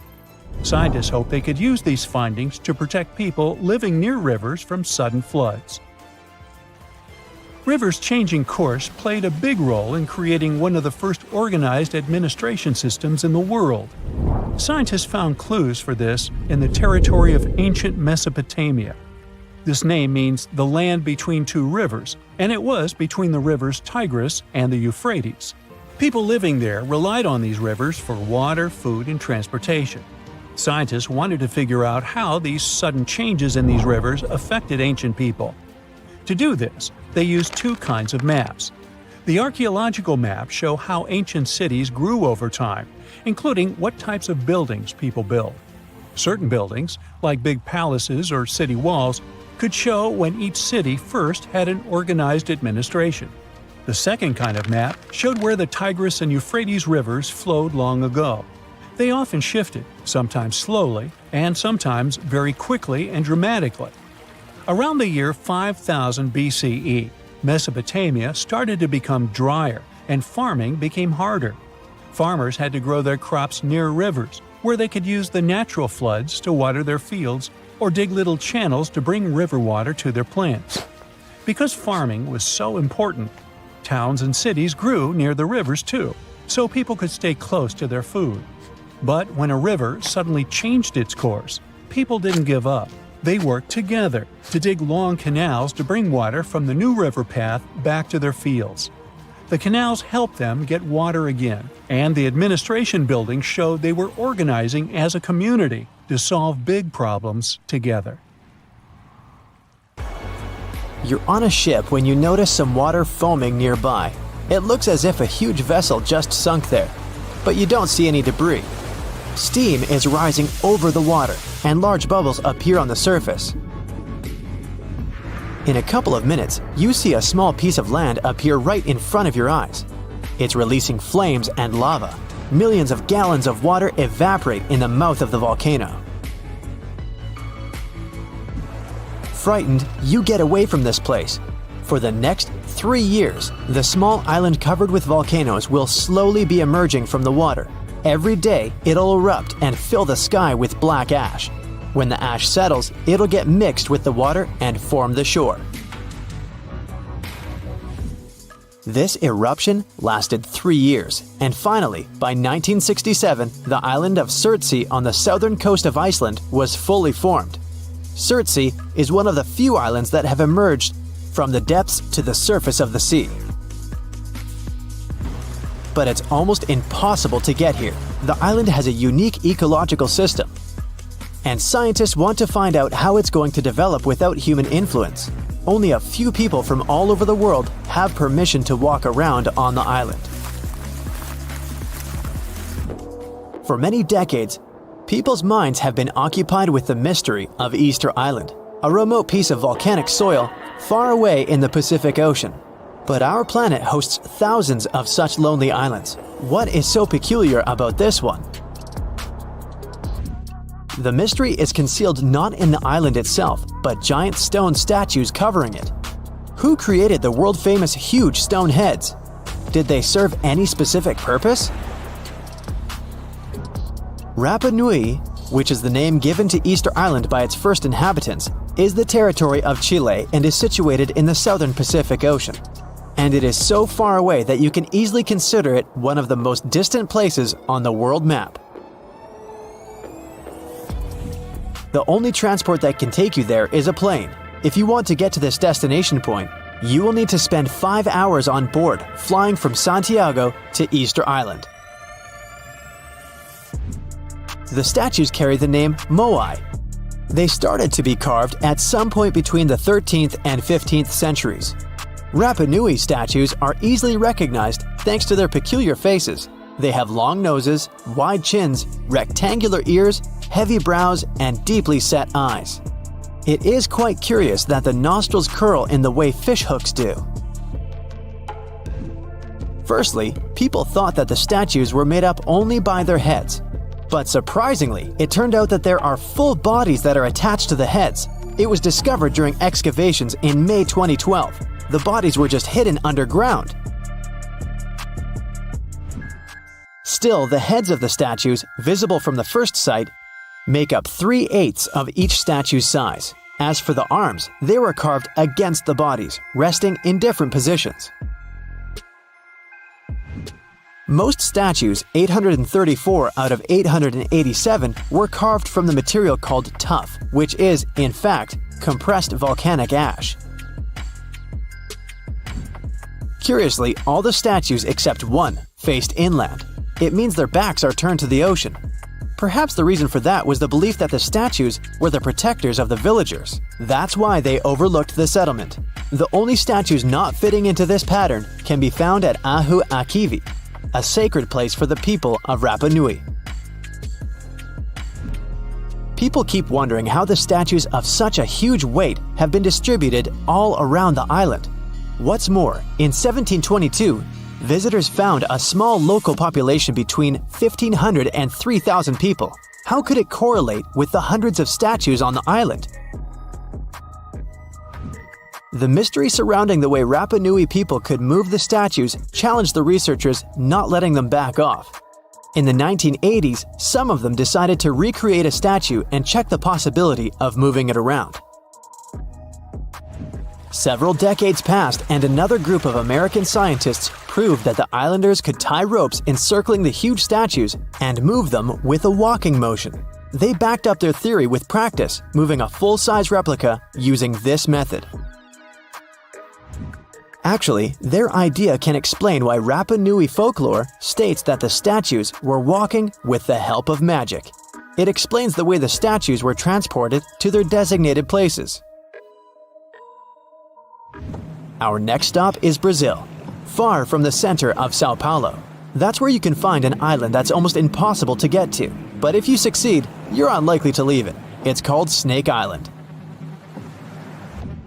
There's no other place on the planet with such a high concentration of snakes. They are the only owners of the island, since no other animals can survive among them. The golden lancehead. They are one of the most venomous species in the world. Their venom is very powerful and fast-acting. If you let this reptile bite a raw piece of meat, the place around the bite will start to melt. Count me out. Imagine you're on this island and the snakes don't bite you. The most interesting thing you can find there is an old lighthouse. It's hidden in the dense foliage of trees. People lived on the island a long time ago. Rumor has it that the last keepers were in the lighthouse when the snakes broke in. No one has lived there ever since. How these unique snakes appeared on the island is still a mystery. The most popular legend claims that a pirate came there a long time ago. He hid a treasure somewhere on the island. Then, he left the snakes in the spot where the chest was hidden. The pirate hoped the reptiles would scare people away from his gold coins and jewelry. Since then, a few snakes have managed to increase their population thousands of times. And some of them, reportedly, are wearing jewelry. No, not really. Even if you wanted to get to the island for some reason, the patrol services would stop you. Only a few people in special protective suits can get there to conduct scientific research. Susie gets here on a small boat. As soon as she steps on the ground, she turns on the live broadcast on her phone. She records dolls hanging on trees all over the island. They have different clothes, different sizes, and faces. There are about a dozen creepy toys on every tree. Rain and hot sun deform the toys' faces. They are covered with moss and greenery and have taken eerily scary forms. There are rumors they come to life at night. Wanna check? one of the subscribers writes. No problem, Susie agrees. The sun is going down below the horizon. Darkness falls on the forest. Susie is wandering among the trees. The moon lights her way. She makes a fire to get warm. At this moment, she hears a strange sound. She notices some movement out of the corner of her eye. The phone turns off. Susie looks up and sees one of the dolls, lit up by the flames, is turning its head in her direction. Susie screams and runs away from this place. Of course, the doll didn't move. You can notice a little bird sitting behind the toy's head. A few days later, Susie found out that one of the Mexico City locals had moved to the island in the 50s and filled it with toys. He collected dolls from landfills and canals around the island. He spent several days decorating every tree. In the beginning, it looked strange and exciting for tourists. Then, as the dolls began to age and rot, this place became more attractive for people. There are several legends about the reasons for his obsession. Okay, Susie's had enough of these mysteries and creepy places. Now she wants to admire something majestic that was created by nature. She arrives in California's Sequoia National Park, where the most giant trees in the world grow. She's looking with an open mouth at the biggest tree in the world, a giant sequoia. Its name is General Sherman, and it's about 2,000 years old. The volume of this tree is almost half the size of an Olympic swimming pool. Despite its age, it's not the oldest one. There are redwoods in the park that appeared 3,000 years ago. And the tallest tree in the world grows here, in California. It's a redwood that belongs to the sequoia family. It's called Hyperion. This is 1/3 of the Eiffel Tower's height. Just imagine what kind of view you can see from the tree's top. Now Susie is on the island of Madagascar. She's going to see unique baobab trees. They look like something has ripped them out of the ground, turned them upside down, and shoved them back in. Baobabs are some of the most beautiful trees in the world. Most of them are here in the Alley of Baobabs, but you can also find them in Australia and South Africa. Their tree trunks resemble sponges. They expand and absorb moisture during the rainy season. Elephants like to drink it. They tear off and chew the trunk's parts to quench their thirst. At night, flowers bloom on the baobabs. They smell like sour milk and attract bats. But the most interesting thing is that the baobab doesn't dry out and doesn't fall like other trees after the end of its life. It crumbles, settles, and leaves a pile of pieces on the ground. So, does the mysterious Devil's Gardens in the Amazon rainforest ring any bells? Don't worry, it's not some spooky phenomenon. It's the work of some tiny but mighty insects called the lemon ants. These ants inject a natural herbicide, formic acid, into any other plant that is not the tree species that they call home. By doing this, they create a space for their treehouse saplings to grow, allowing the ant colony to expand as it occupies new nesting sites in the saplings. That's some efficient gardening, if you ask me. But don't be fooled. These devil gardens are not just a bunch of boring old trees. In fact, they are botanical anomalies that grow very slowly every year, and some of them are over 800 years old. Who knew ants could create such impressive and long-lasting structures? Of course, the rainforest is still one of the most diverse ecosystems on Earth, with a remarkable diversity of plant life. But it's fascinating to see the control ants can have over their environment, creating single-species structures in such a complex ecosystem. But where does the name Devil's Garden come from? We know ants are to blame, but is there something else hiding in the Amazon rainforest? Well, picture this. You're strolling along, taking in the lush foliage, when suddenly you stumble upon a clearing. But wait, there's something strange about this patch of land. There's no vegetation, just a handful of trees standing alone in the dirt. What's going on here? It's easy to understand why people came up with this name after seeing the weird stretch of vegetation. And as humans do, they came up with quite an impressive legend to back up the story. It was said that the inhabitant of this eerie oasis was a shape-shifting evil spirit, like me. Just kidding. This little guy may have looked like a misshapen person walking on one hoof and one human foot. But don't be fooled. He supposedly had a whole bag of tricks up his sleeve, including the ability to transform into someone you know and lead you down the path to doom. Hey, it's just a myth, but you have to admit it was quite convincing, right? Clever landscaping ants aside, there are a lot of unsolved mysteries hidden in the Amazon rainforest, like its unusual geoglyphs, for example. Humans have been getting creative with the Earth's surface for ages. Geoglyphs are just one of the many ways we've left our mark on this planet. Basically, we take some sand or stones, move them around a bit, and voila! We've got ourselves a funky design that pops against the backdrop of the ground. A new study found that the area was home to up to 1 million people before Columbus first arrived in the New World back in 1492. That's a lot of people, and they left behind some pretty cool stuff. The Amazon rainforest is already amazing, with 1 in 10 known species in the world living there, and 1 in 5 of Earth's birds. But did you know that over the past few decades, archaeologists have discovered evidence of numerous large complex societies that may have inhabited Amazonia?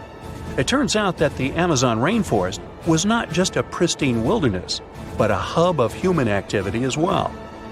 These South American geoglyphs are particularly interesting.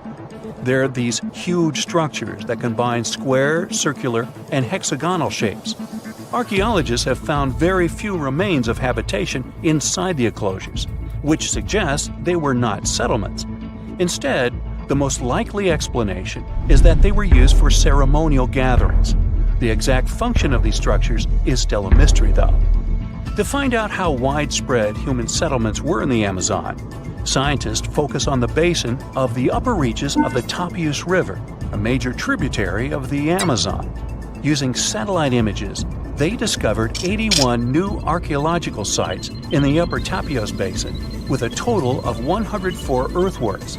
That means there is no gap in the network of earthworks spanning across Amazonia's southern rim. When researchers conducted ground surveys of 24 of these sites, they found evidence that the sites they visited were once inhabited. These sites dated from 1250 to 1500 CE and ranged from about 100 to 1300 feet wide. The largest were typically hexagonal fortified settlements, suggesting a certain degree of planning and uniformity in their construction. Based on the size and distributions of the earthworks, the researchers suggested that similar settlements may have extended over about 154,000 square miles of the southern rim of the Amazon, supporting a population of between 500,000 and 1 million people in late pre-Columbian times. Of course, the new study doesn't mean the Amazon rainforest was ever a teeming megalopolis. It's still mostly uncharted, so we have no idea how pre-Columbian populations were distributed across Amazonia. But it's exciting to learn about these ancient societies and the cool things they left behind. The scientists plan to do more excavations in the upper Tapias Basin to refine their understanding of the cultural developments there. Who knows what they'll find next? Maybe a lost city full of treasure and adventure. Also hidden in the vast habitat of the Amazon is this next quirky creature. Ever heard of the Amazon pink river dolphins? Unfortunately, there is still so much we don't know about them. First things first, though, let's talk about what they look like. So picture this, a small, light-colored dolphin with a pink nose and lips. They're the Barbie of dolphins. Aside from that, they look like regular dolphins with plump bodies, bulbous foreheads, skinny snouts, chubby cheeks, and small eyes. They can be found in countries like Bolivia, Brazil, Colombia, and Peru. They're also the only species of river dolphin found in the Amazon River. Unfortunately, these little guys are officially critically endangered species, so there are not many specimens available that scientists can study. No other name is more famous when it comes to exploring the Amazon rainforest than that of Percy Fawcett. He dedicated his life to exploring the area in search of a lost city. And not just any city, but an ancient, mysterious city that he called Z. Sounds like something straight out of an Indiana Jones movie, right?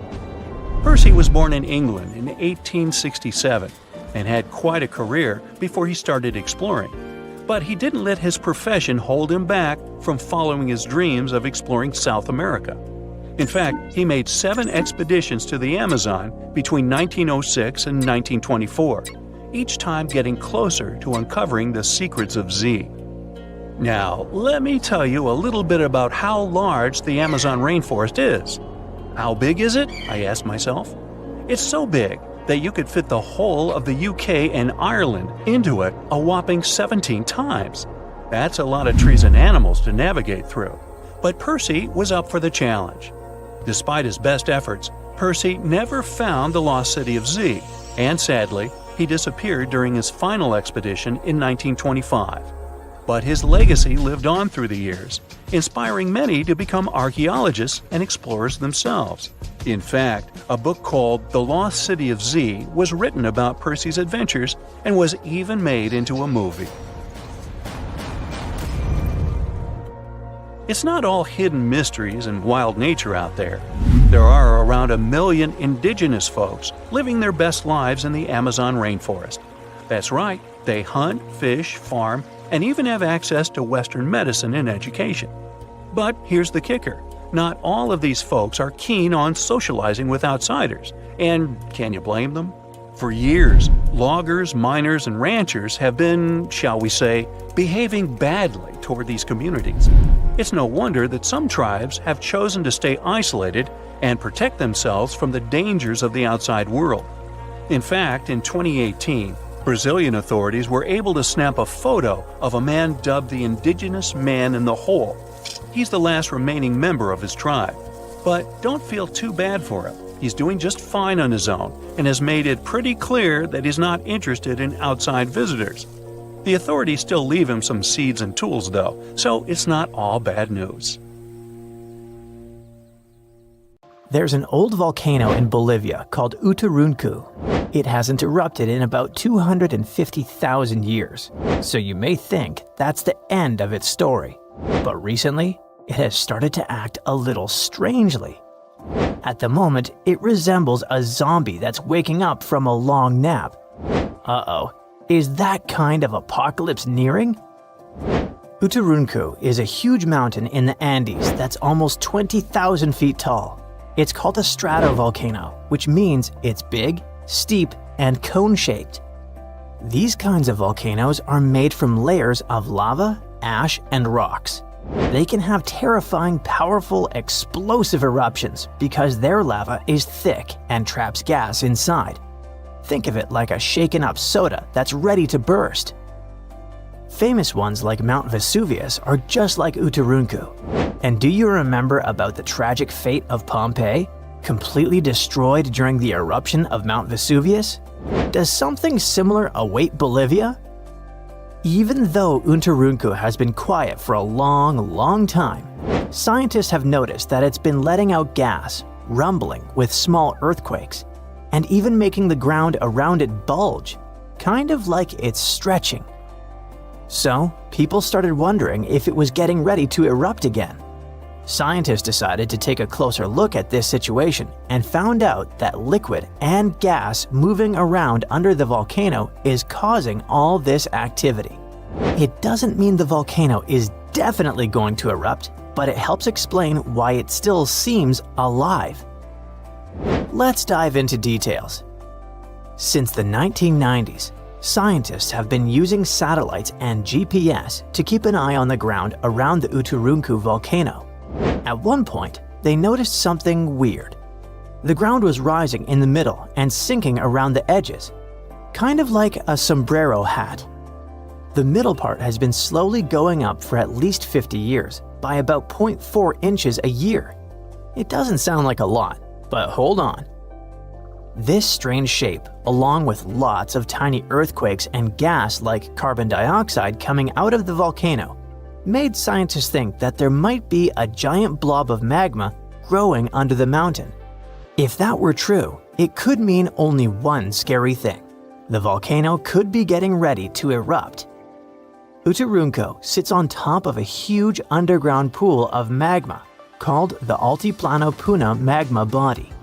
This pool is really big and really deep, stretching under parts of Bolivia, Chile, and Argentina. Scientists thought that magma from the APMB might be rising and collecting near the surface, which could lead to an eruption. But now, after studying more than 1,700 earthquakes and checking the rocks around the volcano, scientists have a new idea. Apparently, it's not magma rising up. Instead, hot fluids and gases are traveling up from the APMB through a narrow path shaped like a chimney. These gases, like steam and CO2, can get trapped under the top of the volcano, while salty water, brine, spreads out sideways into tiny cracks in the rocks. This moving gas and water can make the ground rise and fall and cause small quakes, without any magma getting close to the surface. So the good news is, Utarunku probably isn't about to erupt. If it did happen, it would cause serious damage to nearby communities and even pose a threat to human lives. Lava flows could reach towns tens of miles away from the volcano, and volcanic ash could even spread across Bolivia, Argentina, and Chile. Luckily, even though the volcano is still alive and rumbling, it's not as dangerous as scientists once thought. This discovery might help scientists figure out if other volcanoes around the world are getting ready to erupt. Now, let's visit Alaska, where according to researchers, Mount Spur might erupt soon. It's letting out strange amounts of volcanic gases from the top and side vent, the very vent that last erupted in 1992. If it erupts again, it could cause problems for airplanes flying nearby and might send ash falling from the sky. The good news is that nobody lives close to it, so people are safe for now. But even though Mount Spur isn't super dangerous, there are other volcanoes around the world that could be really destructive. One of those is Campi Flegrei, a giant volcano system near the city of Naples. Instead of one big mountain, it has 24 craters spread across the area. It last erupted in 1538, but its biggest eruption happened about 40,000 years ago.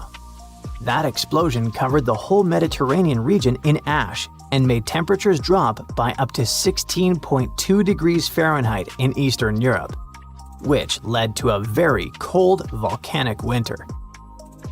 If Campi Flegrei erupted again today, it could be very dangerous. It might cover Naples and nearby places in ash, causing earthquakes and landslides, and create air pollution and acid rain. Scientists are keeping an eye on it, especially after a 4.4 magnitude earthquake shook the area in March 2025. But the good news is, there's no sign that magma is rising to the surface right now, which means an eruption isn't expected soon. Still, since Italy has a lot of volcanic activity, experts continue to watch it carefully. Mount Vesuvius is also in Italy and is one of the most famous volcanoes in the world. It's known for its huge eruption in 79 CE that buried the Roman cities of Pompeii and Herculaneum. The last time the volcano erupted was in 1944.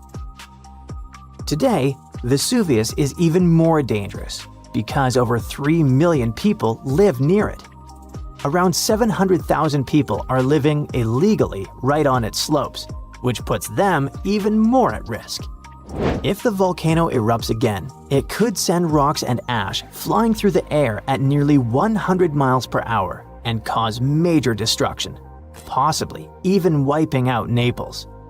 And still, scientists believe a big eruption from Vesuvius probably won't happen for a few hundred more years. But since it's still an active volcano, researchers continue to monitor it.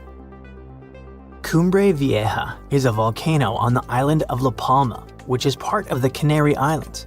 It last erupted in 2021. During that eruption, lava poured out of the volcano and flowed all the way to the sea.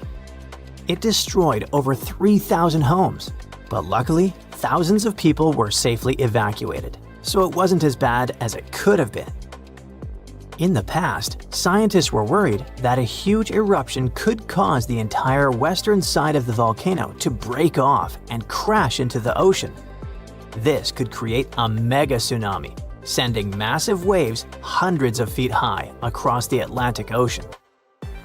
But more recent studies have shown that this is very unlikely to happen. Mount St. Helens is a volcano in Washington state in the United States. It had a massive eruption in May 1980 that ended the lives of 57 people. That eruption also caused the biggest landslide ever recorded. Hot, pressurized magma exploded from the volcano, shooting ash 15 miles into the sky. Ash covered a huge area, and around 230 square miles of land was destroyed. Mount St. Helens is still active and is expected to erupt again someday, possibly even in our lifetimes. But experts say it's not likely to have another huge sideways blast like the one in 1980, thanks to a deep crater that is now formed at the top. It will change the way the volcano might erupt. Popocatépetl is a big, active volcano in Mexico. It's been slowly erupting on and off since the early 2000s. It's really close to a lot of people, just 40 miles from the Mexico City metropolitan area, which has about 22 million people, and 30 miles from Puebla, which is home to about 6 million inhabitants. If Popocatépetl had a huge eruption, it could cover Mexico City in thick ash as much as 8 inches deep. That ash could block drains, mess up the water, and even stop the electricity from working. Even worse, fast-moving lava and super hot flows, called pyroclastic flows, could rush down the mountain and destroy towns nearby. The volcano was quiet for 50 years, but now it rumbles and shakes pretty often. There have been over a dozen small eruptions, including some as recent as February 2024. Some nearby places got covered in ash, but scientists say this isn't too surprising, and they're keeping a close eye on it. Some places don't look important until the world realizes they hold the keys to the future. That's the case with Canada's Arctic. For most of history, it was just ice, snow, rocks, caribou, and even more ice. But now, it's about to become one of the most important places on Earth, and maybe make Canada a global superpower. Why? Because it's hiding minerals that power electric vehicles, satellites, and missile systems, while the demand is skyrocketing. However, it's not just mining and having resources, it's also about control. Right now, China has a massive head start because it refines over 90% of the world's rare earths. That means if you want to launch a satellite, manufacture advanced electronics, or even just keep the lights on in your fancy smart home, odds are you're relying on China. And that makes a lot of world powers very nervous. Because when everything's going electric, the last thing you need is being dependent on your geopolitical rival. So now, the global clean tech treasure hunt is officially on. The US, Europe, Japan, Australia, they're all competing. However, the latest technology and untapped potential might give Canada the upper hand. Canada's had these minerals for decades, but with low prices, tough terrain, and no global rush, they mostly stayed untouched. However, Ottawa is finally stepping up its game. Back in 2022, Canada rolled out the Critical Minerals Strategy with billions in funding and tax perks to get companies digging. There's also plans to build the necessary roads, ports, and power lines to tap into those remote deposits up north. Canada already produces more than 60 minerals and metals, but 31 of them are now considered critical. 6 of those are having VIP treatment: lithium, graphite, nickel, cobalt, copper, and rare earth elements. But digging it up is just step 1. The real plan? Keep it local. Melt that frozen treasure into shiny new batteries right at home. That means not just mines, but also refineries, processing centers, and high-tech factories popping up where there used to be nothing but snowdrifts and silence. While others are talking, Canada's busy paving roads and stringing power lines. Slowly but surely, they're turning snowfields into a high-tech playground. Getting to all that buried treasure used to be nearly impossible. After all, we're talking about land so remote that roads literally stop hundreds of miles too early. The ground is frozen solid for most of the year. And even if you found something valuable, just getting out was a logistical nightmare. So what changed? Canada has an ace up its sleeve. Don't know about you, but I use it mainly for making memes and music. But geologists, they're scanning the Arctic like it's Minecraft with X-ray vision. Instead of drilling blind, they're using decades-old core samples, plugging them into AI and getting shockingly accurate predictions about what's underground. It's like upgrading from a pirate's treasure map to a GPS that actually says, "Dig here." Companies like Geologic AI and Cobalt Metals are already doing this, pouring data into AI and getting X marks the spot hits for nickel, cobalt, and rare earths.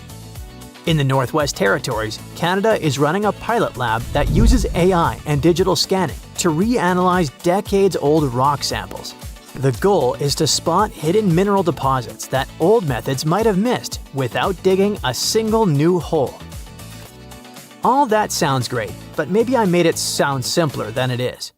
Digging up the Arctic is a logistical nightmare. For starters, this isn't just a remote patch of land. The Canadian Arctic is huge. Almost half the country, stretching over Yukon, the Northwest Territories, and Nunavut.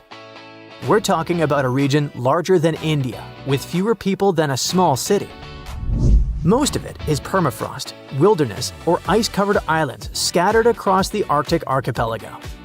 Temperatures go from barely 50 degrees Fahrenheit during summer to negative 40 degrees Fahrenheit or colder, with ground that stays frozen for most of the year.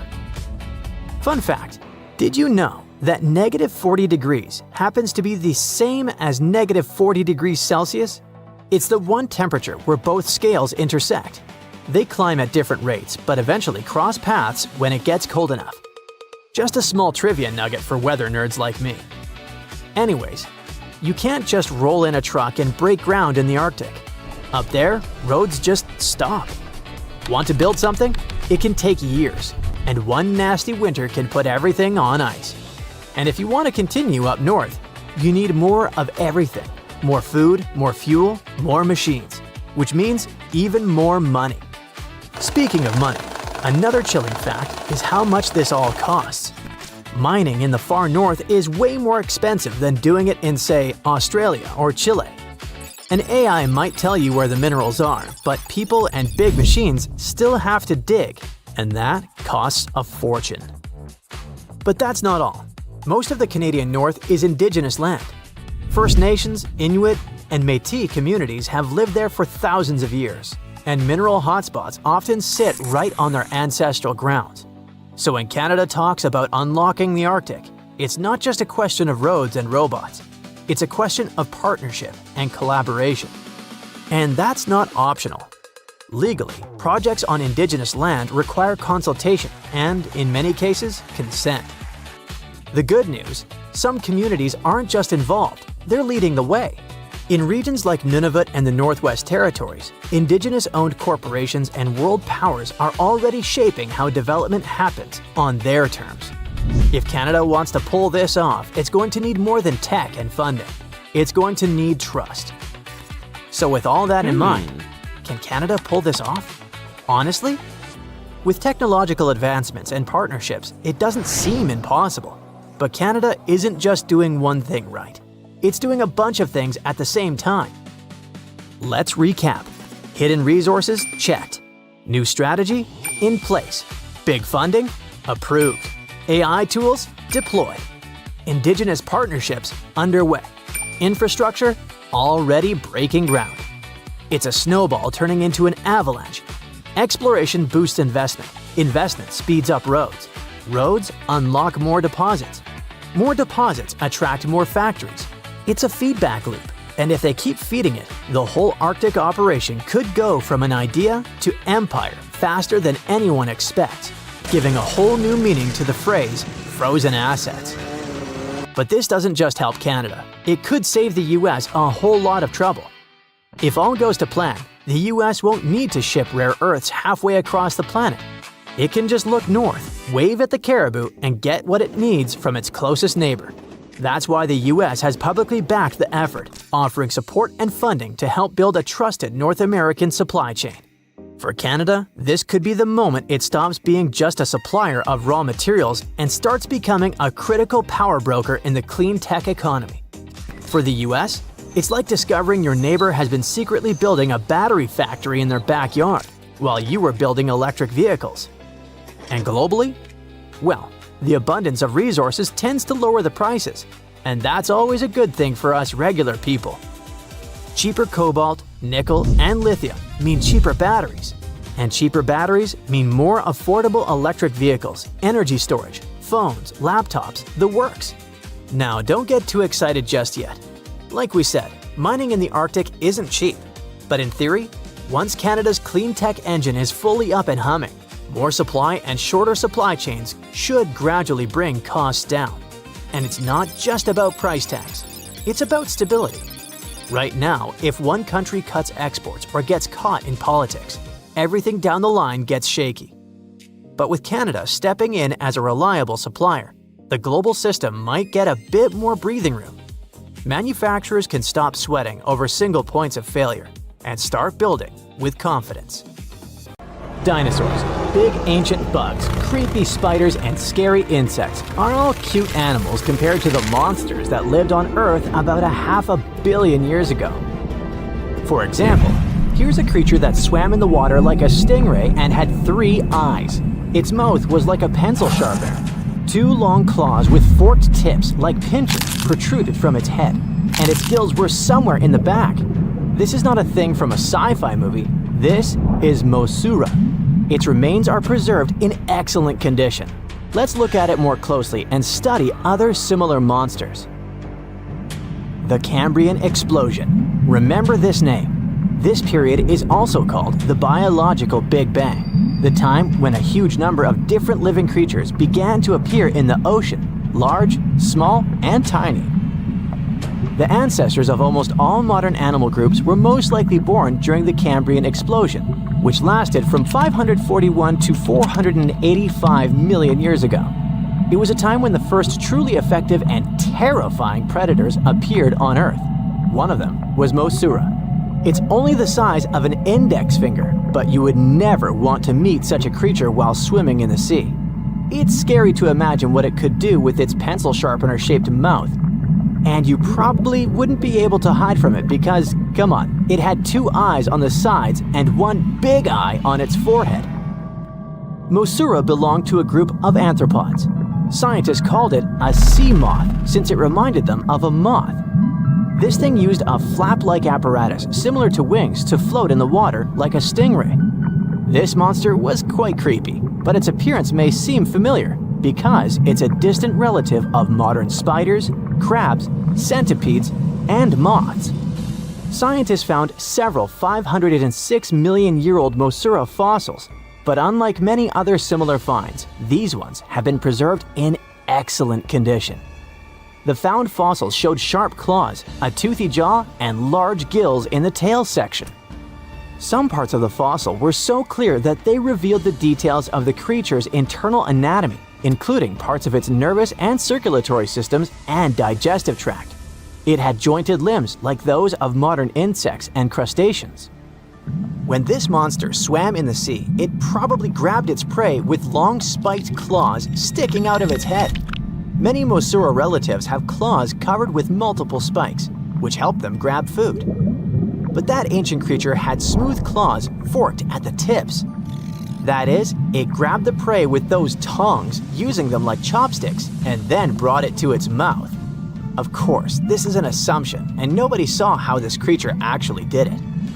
Unlike many other similar animals, Mosaura's posterior segmented body was studded with gills. Scientists don't know why this was necessary, but they assume that such an unusual breathing system helped to adapt to an environment with low oxygen content. Perhaps Mosaura led a very active reproductive lifestyle that required high oxygen consumption. Creepy, dangerous, and reproducing fast. An excellent set of qualities for one of the most dangerous predators of antiquity. But what did Mosura eat? It probably caught different types of worms and small arthropods. It's nice to think that this monster lived so long ago and was so small. But what if this creature was the size of a shark and was swimming in the ocean these days? Perhaps it would become a dominant dweller and people would swim much less along the coast. Mosura lived in the water but was discovered in the Burgess Shale Rock Formation in the Canadian Rockies. Many mountains on Earth were once the seabed inhabited by strange creatures. One of them was Opabinia. It had 5 eyes, a mouth facing backward, a long trunk and claws instead of a nose. Wait, what? It's too strange even for science fiction, even for outer space.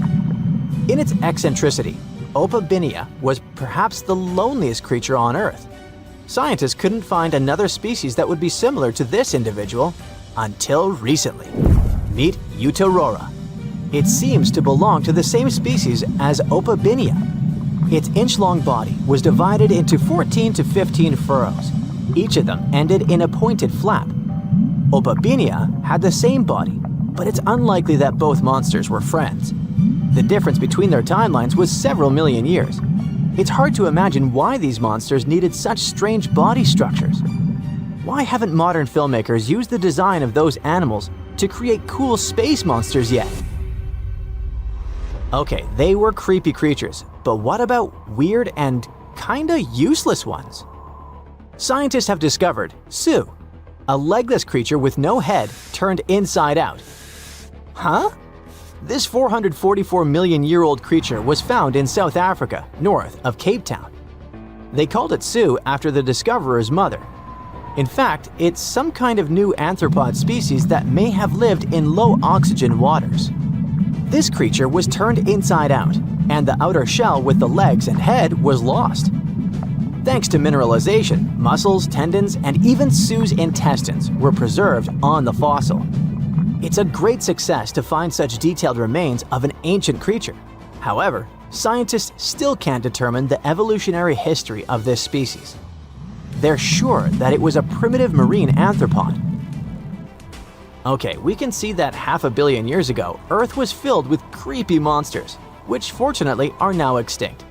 But what about trees? Were they the same as we see now? Or was there something else? Something creepy? Oh yeah.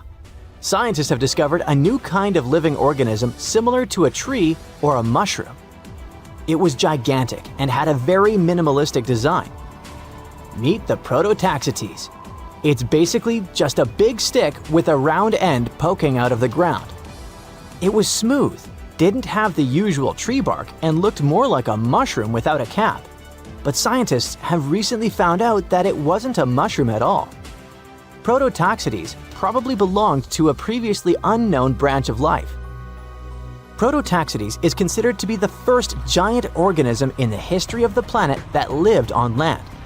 It existed about 420 to 375 million years ago during the Devonian period. It was the time when plants began to spread across dry land, forming large forests. Over time, they began to grow leaves and form roots in the ground. Then, the first seed plants appeared. The real colonization of land began. The first arthropods, such as centipedes, arachnids, and other unpleasant creatures, began to walk among those forests. Meanwhile, the water was filled with a huge biodiversity. There was a giant supercontinent on the planet, and smaller parts began to break off it. During this period, Prototaxites towered over the land. Some of these things reached 26 feet high and 3 feet wide. It's like a 3-story house and as thick as a palm tree. But what was it? A plant? A mushroom? Algae, perhaps? Scientists discovered them in the middle of the 19th century, but only in 2007 did they conduct chemical analysis. Research showed that it was most likely a giant mushroom, but in 2025, scientists refuted this conclusion. It turns out this may have been an unknown life form that existed separately from the kingdom of fungi, animals, plants, and protists. Scientists noticed that the inner part of Prototaxites consisted of a number of tubes. There are similar tubes inside mushrooms, but the tubes of that ancient living thing branched and joined differently. They even had a different chemical composition. The main building block of mushrooms is chitin, but the prototaxides contained chemicals similar to lignin, a substance found in the bark of trees and other plants, and its anatomy differs from the structure of any other organism known to us. What were they doing on Earth? Just chilled and enjoyed the bloom of life? Did they produce some kind of fruit, like a banana with eyes and claws? Scientists don't know. What if it was something that was brought to Earth from outer space? What if they were flowers planted by another civilization? What do you think? Okay, let's just say you're driving home and suddenly your GPS freezes. Your phone says you've got full bars, but it takes forever to make a call. Or maybe the call drops for no reason and you have to redial. You brush it off. Probably just your carrier being weird. But then, later, during a house party, your light flickers for a second. No need to panic, you're not haunted by a ghost. At least I hope not. No, it's much more likely that the sun is acting up. Because a giant hole about 500,000 miles wide opened in its atmosphere, and now it's sending strange stuff straight at us on Earth. Okay, so what does that even mean, a hole in the sun? Well, when we look at the sun with highly protective sunglasses, of course, all we can see is a bright, calm star. But that couldn't be further from the truth. Up close, it's total chaos. Its surface boils with magnetic storms. Loops of plasma twist and snap, and every now and then, the outer layer, called the corona, becomes unpredictable. That's what happened recently when a massive region of the sun's atmosphere suddenly changed shape. So scientists call it a coronal hole, but don't picture a crack or a crater. It's more like an open vent in the sun's outer layer. Our star has these invisible forces running through it, like tension lines beneath the surface. Most of the time, they loop back on themselves, but sometimes, in certain spots, they stretch outward into space like open lanes. And that's when stuff starts flying. Particles shoot out at crazy speeds in what we call the solar wind. This wind hurls through space at about 1 million miles per hour, which is fast enough to reach Earth in a few days. The area of the sun where the wind comes from looks darker and cooler than the rest of it. That's why we call it a coronal hole, and the current one is huge, so big that you could fit about 62 Earths side by side. It stretches across a massive chunk of the sun's southern hemisphere and is pointed straight at our planet. So, what exactly is the sun sending our way, and what happens when it gets here? Well, solar wind isn't just fast. It's also packed with tiny charged particles the sun hurls out when it's feeling active. And when that stream runs into Earth's magnetic field, it's like tossing a rock into a still pond. It presses against our planet's magnetic shield, distorting it like a balloon being poked from the outside. That's what creates these breathtaking auroras. However, sometimes, the sun takes it even further. Instead of a steady stream, it blasts out a massive cloud of solar material all at once. That's called a coronal mass ejection, or CME. This can mess with GPS and jam signals, as partly because of something called the ionosphere, a charged layer way up in Earth's atmosphere that helps radio signals travel. When that layer gets disturbed, signals start bouncing weirdly or dropping out completely. In late May 2025, Earth was hit by a geomagnetic storm. It was classified as a G3, which means strong. It came from a stream of high-speed solar wind released by a coronal hole and caused visible auroras as far south as Iowa and Oregon.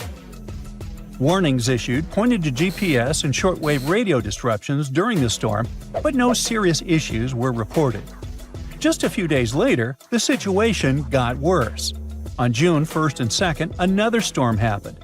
This time, it was a G4 class. That one is considered a severe level event, just one step below the highest category. The skies lit up. People across the northern U.S., and even as far south as California and New Mexico, saw glowing curtains of green and pink across the night sky.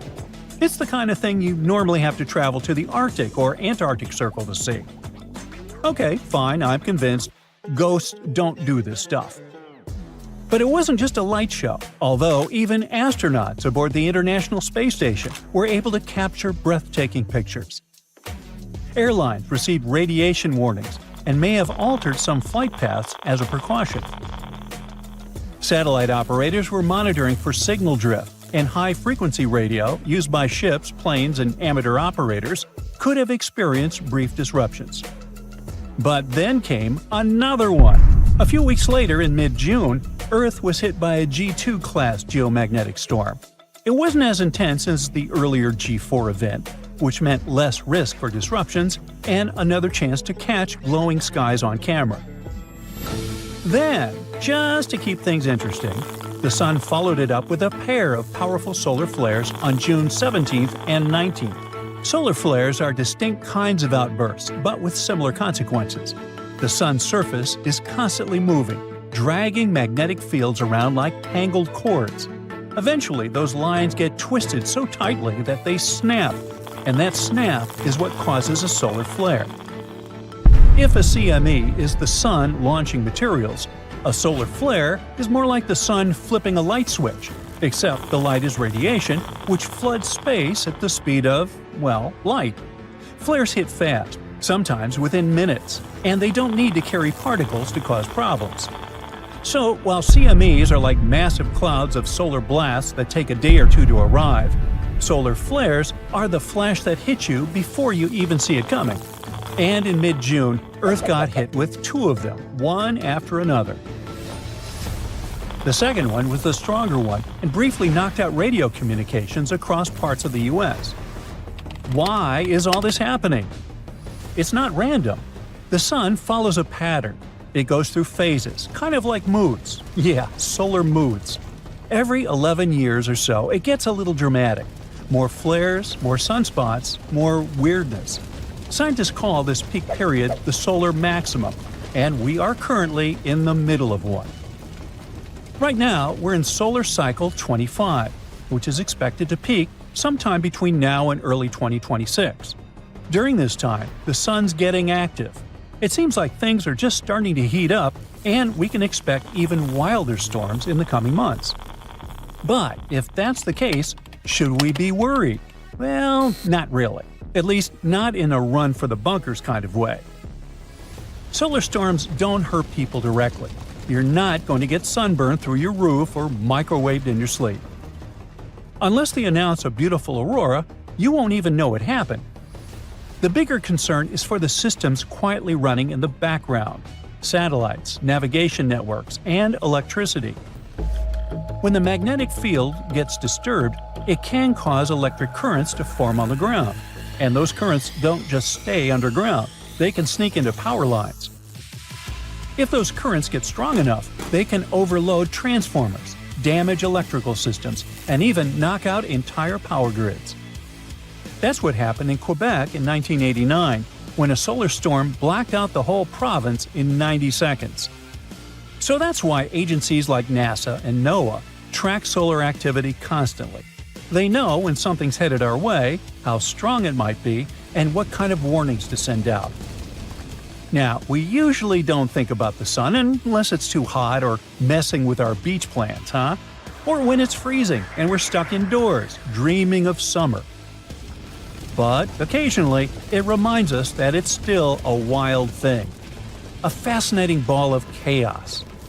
It flares, it erupts, it throws giant waves of charged particles across space just to see what happens. And even from 93 million miles away, we feel it. A dropped signal, a beautiful glowing sky, a power flicker. Little hints that we're not as disconnected from space as we'd like to believe. So, the next time your GPS acts weird or your screen glitches for no reason, don't blame your phone or Casper. It just might be the sun feeling moody again. Have you ever visited a famous monument and thought, alright, this is boring? While you were up on the Eiffel Tower yawning at the view, another landmark in Paris was pulling off the ultimate plot twist. Hidden in plain sight at Place de la Concorde stands a 3,300-year-old Egyptian obelisk that's been keeping juicy secrets from Pharaoh Ramses II himself. That's right. Ancient secret messages carved in stone have been right under our noses this whole time. Nope, this isn't the next National Treasure movie. This is real life, and it took a real-life Indiana Jones to crack the code. So, let's set the stage. You've probably seen this block of stone before, right? Towering 75 feet high, this massive granite pillar was originally from Luxor, Egypt, and it's been chilling in the heart of Paris since 1836. It's covered in hieroglyphs, and for years, everyone assumed we'd already cracked their code. Mystery solved. Nothing left to see here. Enter Jean-Guillaume Olet-Pelletier, French Egyptologist, cryptology expert, and part-time monument whisperer. Basically, if Indiana Jones traded his whip for reading glasses and binoculars, you'd get this guy. He's got a rather unusual hobby. He strolls up to the obelisk every now and then and casually reads hieroglyphs. For fun. Yes, he can read them fluently. No, we don't know what that says about our own hobbies. Until 2021, experts believe that the inscriptions on the obelisk mainly praise the gods Amun or Amun-Ra, if you're on friendly terms, and Horus, you know, the falcon-headed sky god with those super famous parents Osiris and Isis. But during one of his casual reading sessions, Olet-Pelletier noticed something odd. Some of the hieroglyphs weren't just singing praises to the gods, they were giving directions, literal directions, to the entrance of the Temple of Luxor. But wait, it gets even better with a little backstory. Obelisks like this weren't just pretty lawn decorations. They were usually placed at the entrances of major temples, like the Temple of Luxor, where this one originally stood. They symbolize the sun god Ra and were meant to represent a ray of sunlight frozen in stone. Basically, they were giant sacred exclamation points showing off the pharaoh's divine connection and power. Ramses II had two of them set up at Luxor's entrance to honor the gods and, of course, to brag about himself. This one got shipped off to France in the 1830s as a gift from the ruler of Egypt, Muhammad Ali. No, not the boxer. And it's been waiting for someone to take a closer look at it. Moving the obelisk to Paris was no small feat. It weighed over 220 tons and had to be transported on a ship built especially for it, called the Luxor. How original. The whole transportation cost the modern equivalent to $19 million. Interestingly, its twin obelisk still stands in Luxor, which means that researchers can compare both structures to see if the story really matches. This pairing of obelisks was intentional, meant to guide the eye and the spirit towards sacred space. Lucky for us, Jean-Guillaume picked the perfect moment to snoop around. The obelisk was undergoing restoration for the upcoming Olympic Games. Scaffolding was up, giving him rare access to the tippy top of the monument. Armed with binoculars and a ladder, he got eye level with parts of the pillars that most of us can only squint at from street level. And that's when he uncovered the real twist. Turns out, ancient Egyptians didn't just chisel random symbols into stone.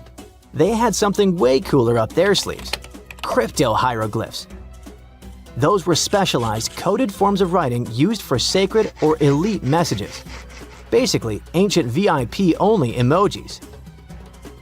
While your average temple priest could read standard hieroglyphs, crypto-hieroglyphs were reserved for the pharaoh's inner circle. Today, only 6 people on Earth can read them fluently. And wouldn't you know it, our French friend is one of them. Of course he is. Now, here's where things get wild. Normally, hieroglyphs written on monuments like the obelisk are read top to bottom, right to left. Simple enough. But Jean-Guillaume decided to break the rules and read them horizontally instead of vertically. That's when he started spotting weird patterns, phrases, and symbols that had been hiding in plain sight for nearly 200 years. Some of these messages were so cleverly hidden, and you could only understand them if you walked around the obelisk in a certain way. He calls it 3D cryptography. That's right, the obelisk itself is like one giant ancient Rubik's Cube. Depending on the angle you read from, the message could change entirely. Yes, ancient Egypt invented something like the lenticular effect long before Pokemon cards made it cool. Okay, so what in the world does the message say now? Glad you asked. These aren't just random notes from the past. They're political gold. One inscription praises Ramses II as a divine figure who could not be dethroned. Another says the king made offerings to the god Amun, which wasn't just him being nice. This was a big political move. Back then, religion and power were totally intertwined, so showing off your divine connection was like launching a PR campaign, except instead of tweets, they used 200-ton stone monuments. Ramses II wasn't just any ruler, by the way. He reigned for over 60 years and basically pulled off the Beyoncé of pharaonic careers. He won battles, or at least said he did, built cities, temples, and statues of himself all over Egypt, and declared himself a living god.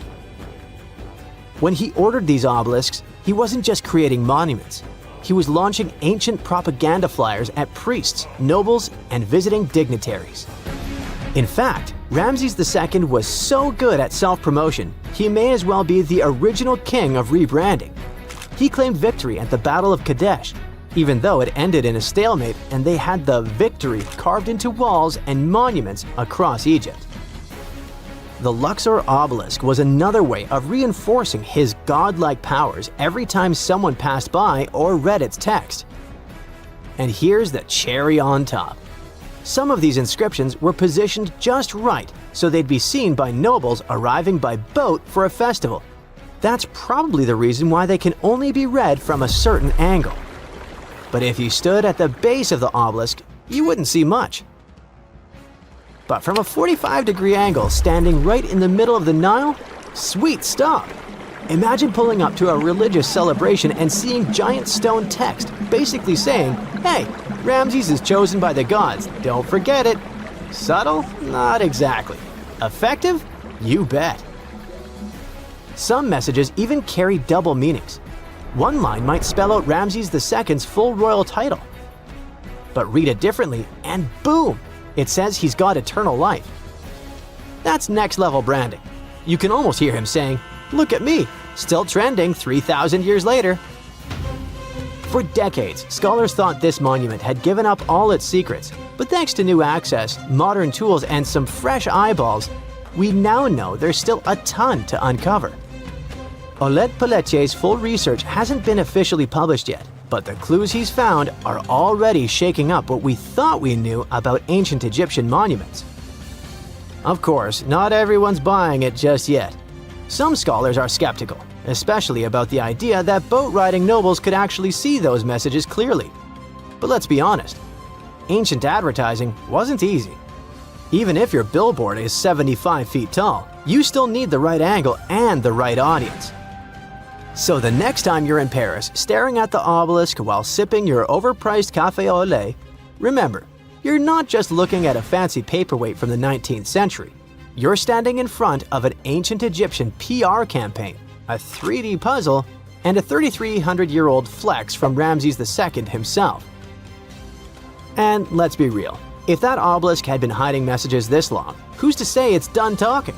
So grab your magnifying glass, channel your inner Egyptologist, and remember, the real treasure isn't gold or jewels, it's the drama chiseled in stone.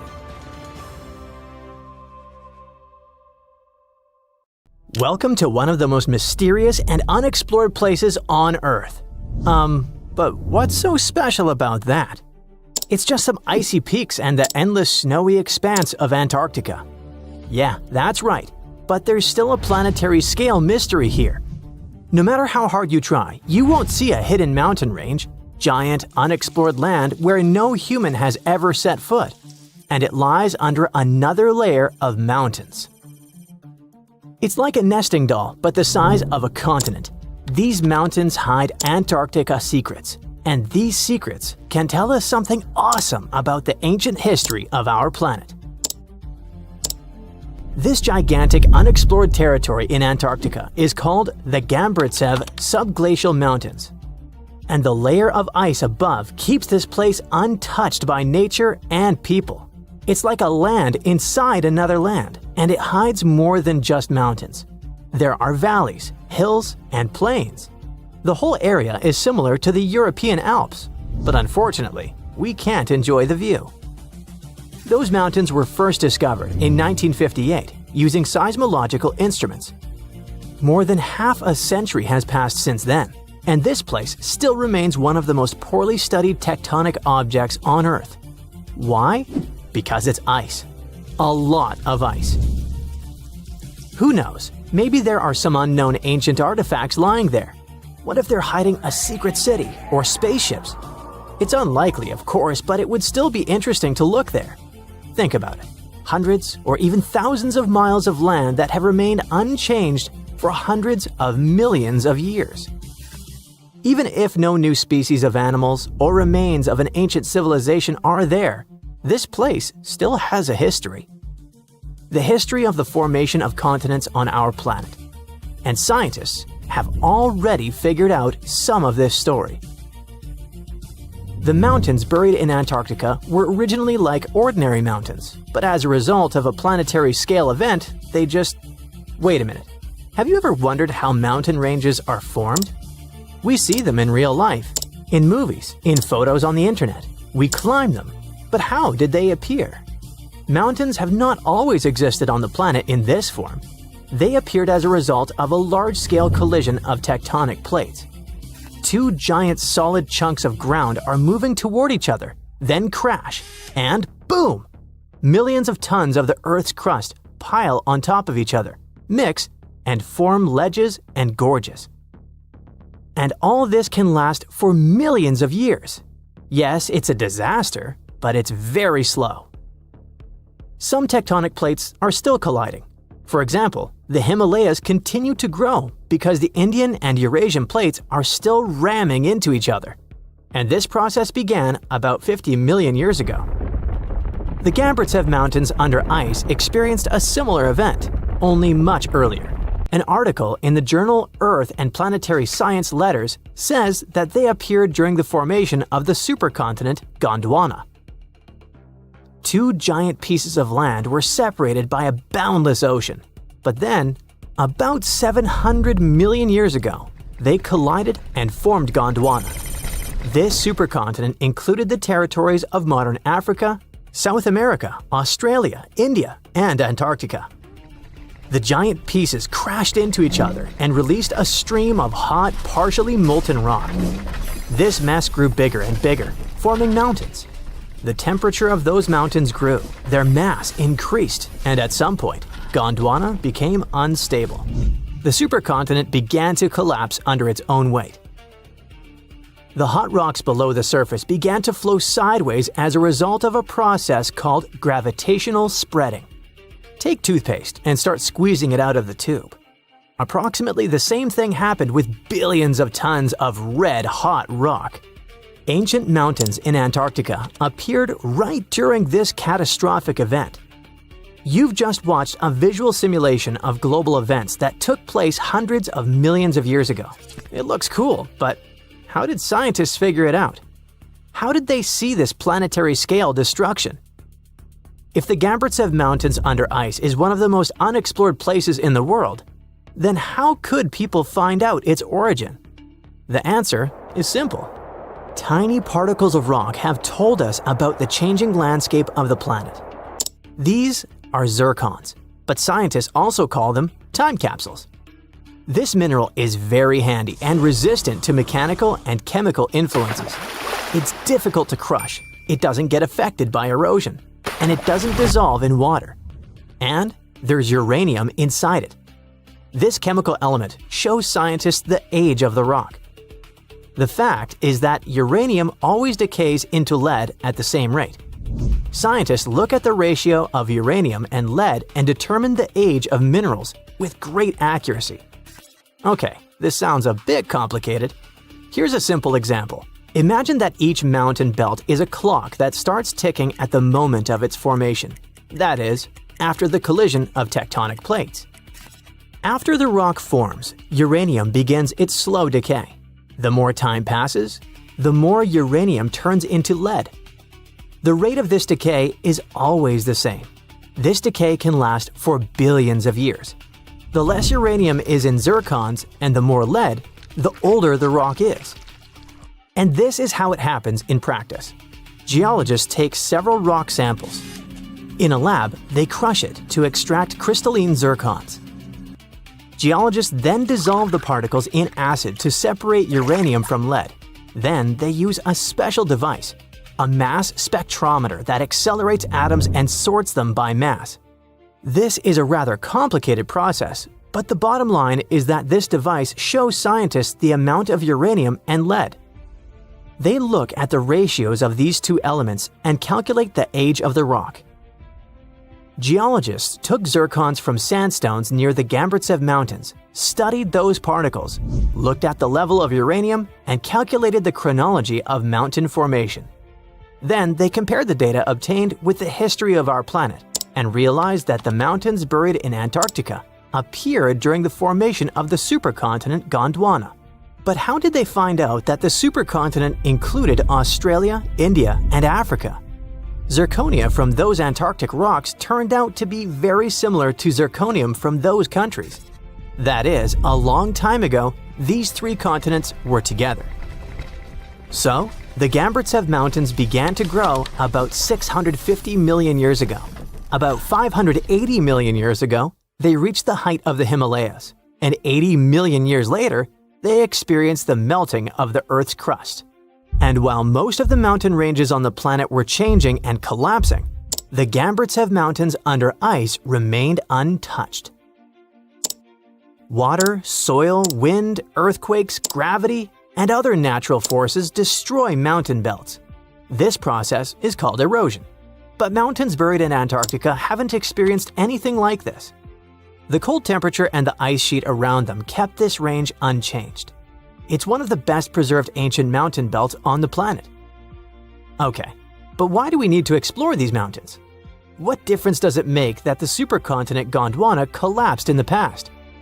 It's possible that plants, frozen bodies of insects, or ancient bacteria have remained preserved under thick layers of ice. What about ancient animals? Many species could have lived on Gondwana. Studying ancient mountains in Antarctica can show us what the planet looked like about 500 million years ago. When Antarctica was a green continent, what lived on it? What happened to this life? Is it possible to revive those ancient creatures after so many years? If scientists were able to calculate the date of the supercontinent's appearance using tiny particles, then imagine what they could find after examining this hidden mountain range.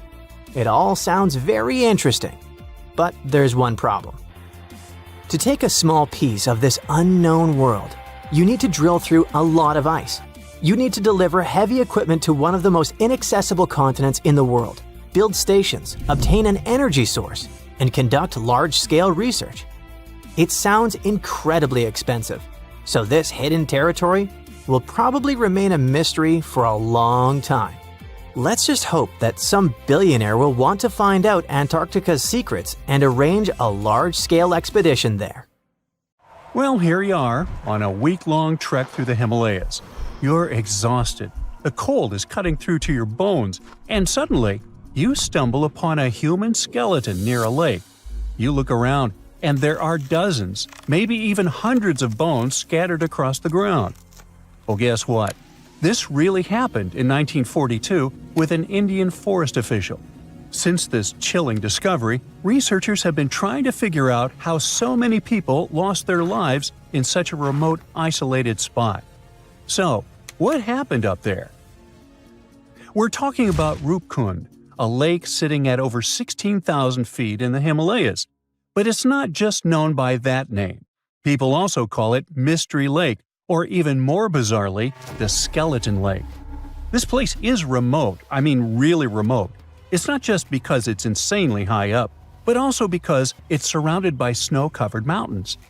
Now, if you're planning to go there, make sure you have some solid hiking shoes.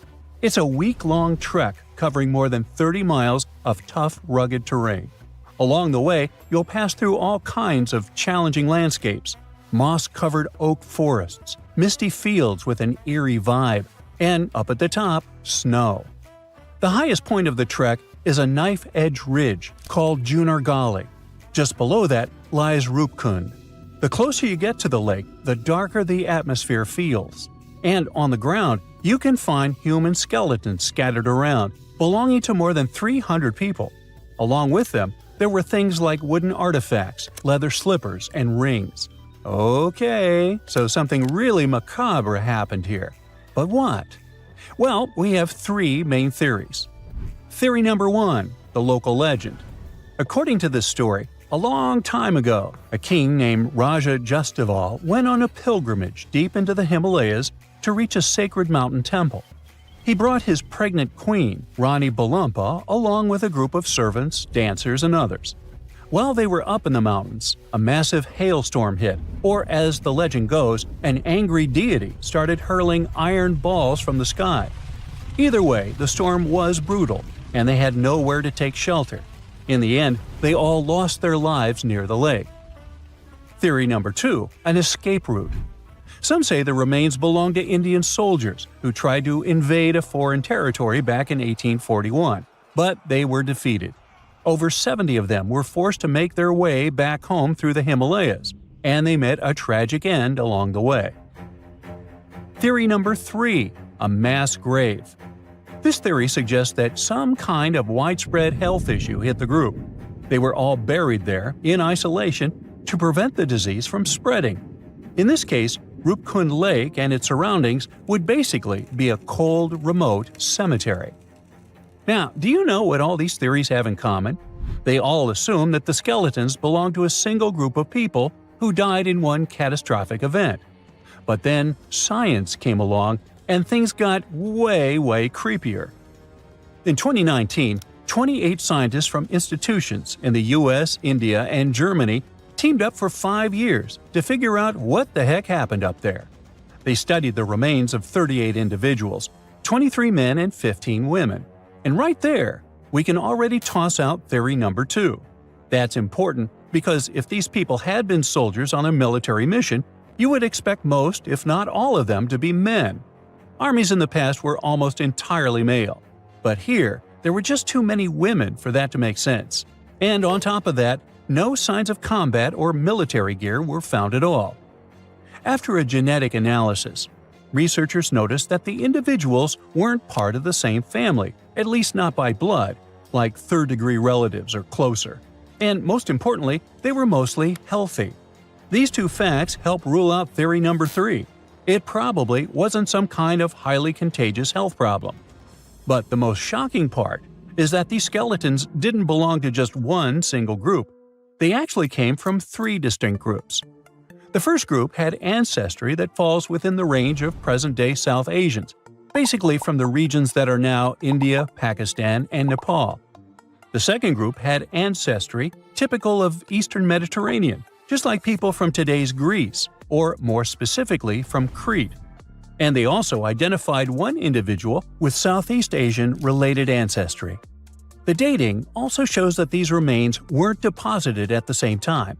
In other words, groups 1 and 2 didn't live during the same period. Their deaths were actually spread out over as much as 1,000 years. Oh great, now theory number 1 is out the window too. After all, the studies can confirm that these people passed away in at least 2 separate tragic events. According to the researchers, there is a possible clue about where at least some of the people with South Asian ancestry might have come from, or why they were even up there in the first place. Rupkund Lake isn't part of any major trade route or anything like that, but it is along the path of a pilgrimage called the Nanda Devi Raj Jat. It still happens today, once every 12 years, where people hike through the mountains for worship and celebration. Now, the written records of this pilgrimage only show up around the late 1800s, but there are inscriptions in nearby temples that go way back, like to the 8th or 10th century. So, it's possible the tradition started much earlier, and maybe some of these people passed away during one of those early pilgrimages, due to a heavy storm or some other natural disaster.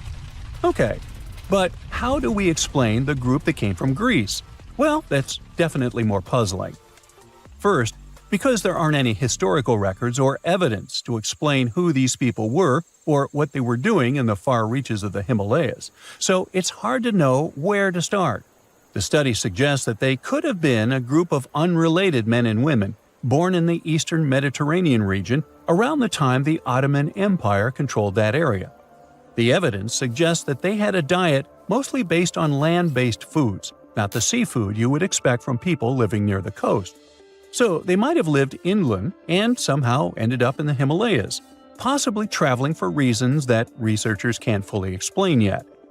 The best guess is that they were also participating in a pilgrimage, but honestly, it seems pretty unlikely that people from Europe would have traveled all the way to Rupkund just to do that. And let's assume they did. What exactly happened to them? I mean, how did they all pass away in the same exact spot? Well, the researchers can't say for sure, but people online love to speculate. You think? Some suggest that they fell from the Junagarli Ridge, or since they were at such a high altitude, maybe they passed away due to acute mountain sickness. Up there, the oxygen levels are much lower, which can lead to things like headaches, vomiting, and dizziness. The problem is, it can escalate quickly, and if it affects your lungs and brain, it can become life-threatening. So yeah, it could have happened. But it's still strange to think it happened to so many people all at once. We definitely still need a lot more answers when it comes to Rupkund. But one of the obstacles researchers face is that the site remains highly disturbed and unpreserved. Over the years, trekkers have moved around the skeletons, or worse, some have even taken them home as macabre souvenirs. But the more we mess with those remains, the harder it becomes to find an accurate answer in the future, no matter how much science advances. So, for now, the Mystery Lake will remain exactly that, a big mystery. It's a perfect summer day. You're relaxing on the beach, dipping your toes into the cool water, when suddenly, bam! A 56-foot aquatic nightmare rockets from the waves.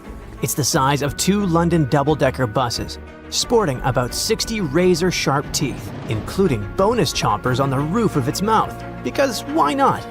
This aquatic beast isn't picky about its diet either. Sharks? Turtles? Other sea monsters? Yep, they're all on the menu. Meet the mosasaur, a group of marine reptiles that ruled the oceans millions of years ago. If you've seen Jurassic World, you'll recognize them as the stars of that epic moment when a massive creature leaps out of the water to snatch a great white shark like it's sushi. That's a mosasaurus, and it's every bit as terrifying as it sounds.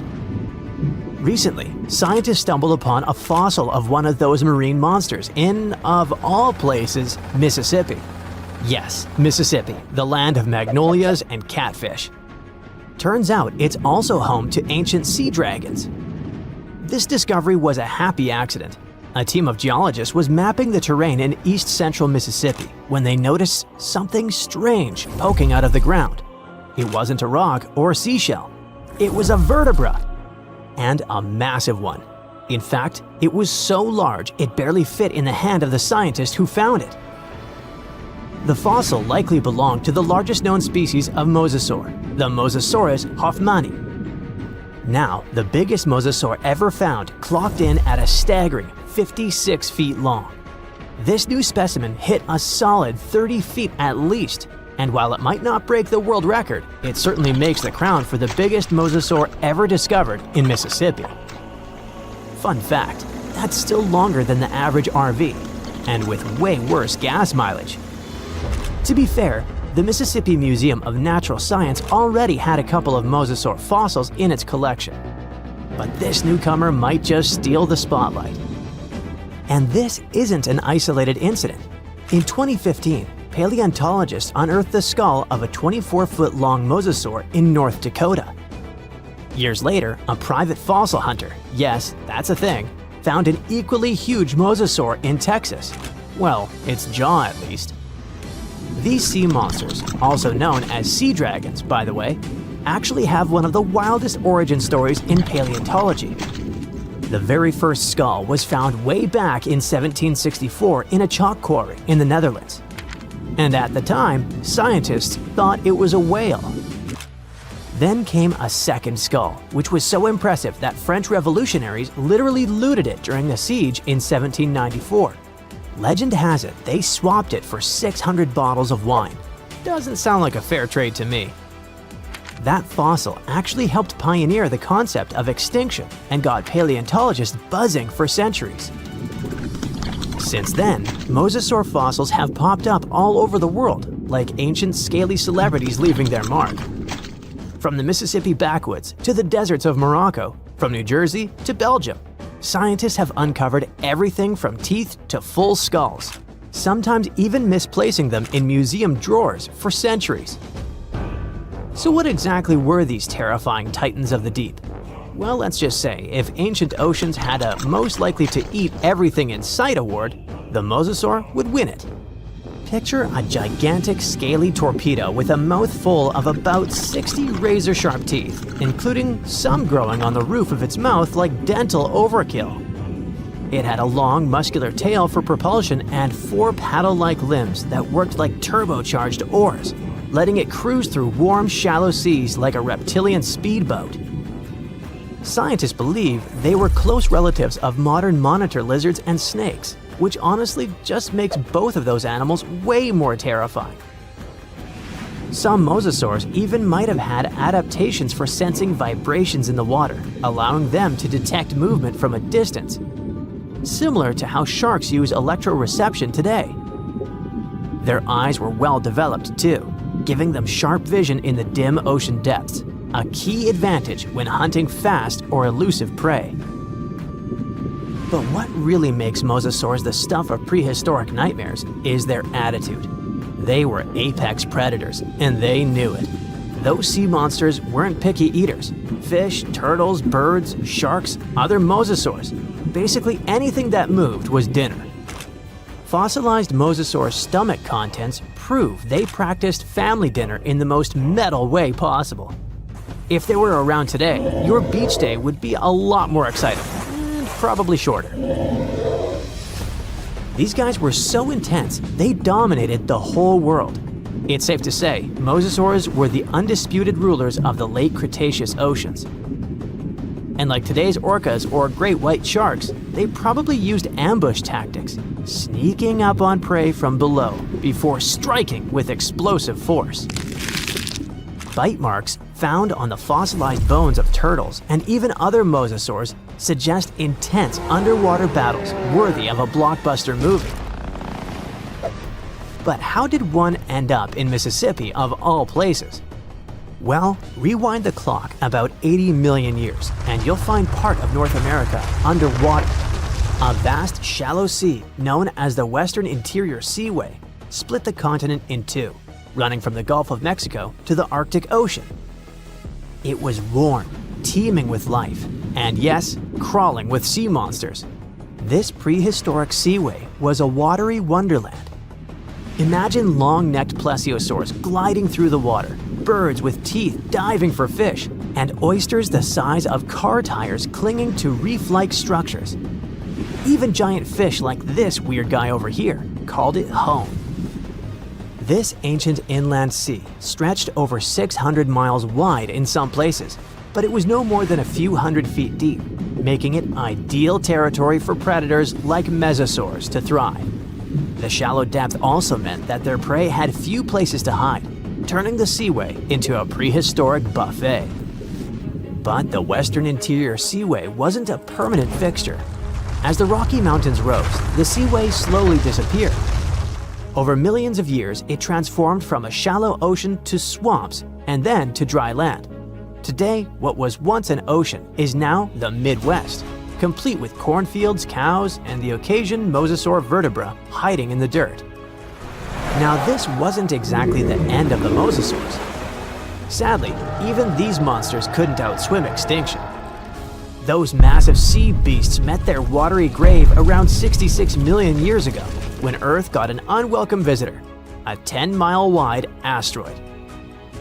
When that space rock slammed into what is now Mexico's Yucatan Peninsula, it unleashed destruction on a planetary scale. The impact triggered massive tsunamis, set forests ablaze, and shot so much debris into the atmosphere that sunlight was blocked out for months, maybe even years. This impact winter plunged Earth into a deep freeze. With sunlight gone, plants couldn't photosynthesize, and the food chain collapsed like a house of cards. On land, plant eaters starved, and predators like T-Rex soon followed. About 75% of all species on Earth disappeared. But don't think the oceans were a safe retreat. The seas were hit just as hard, if not worse. First came the mega tsunami that devastated marine life along coastlines. Then, the real villain arrived. You see, without sunlight, phytoplankton, those tiny microscopic plants that serve as the foundation of the marine food web, perished. With them went zooplankton, small fish and filter feeders. And when the buffet dried up, the big predators like the mosasaurs went hungry. No food, no future. With plunging temperatures and ocean acidification, even the ocean's top predators couldn't survive. Mosasaurs, along with plesiosaurs and ammonites, were wiped out in the blink of a geological eye. So ended the reign of sea monsters. The good news is that you can now swim at peace knowing that no sea dragon will ever come at you.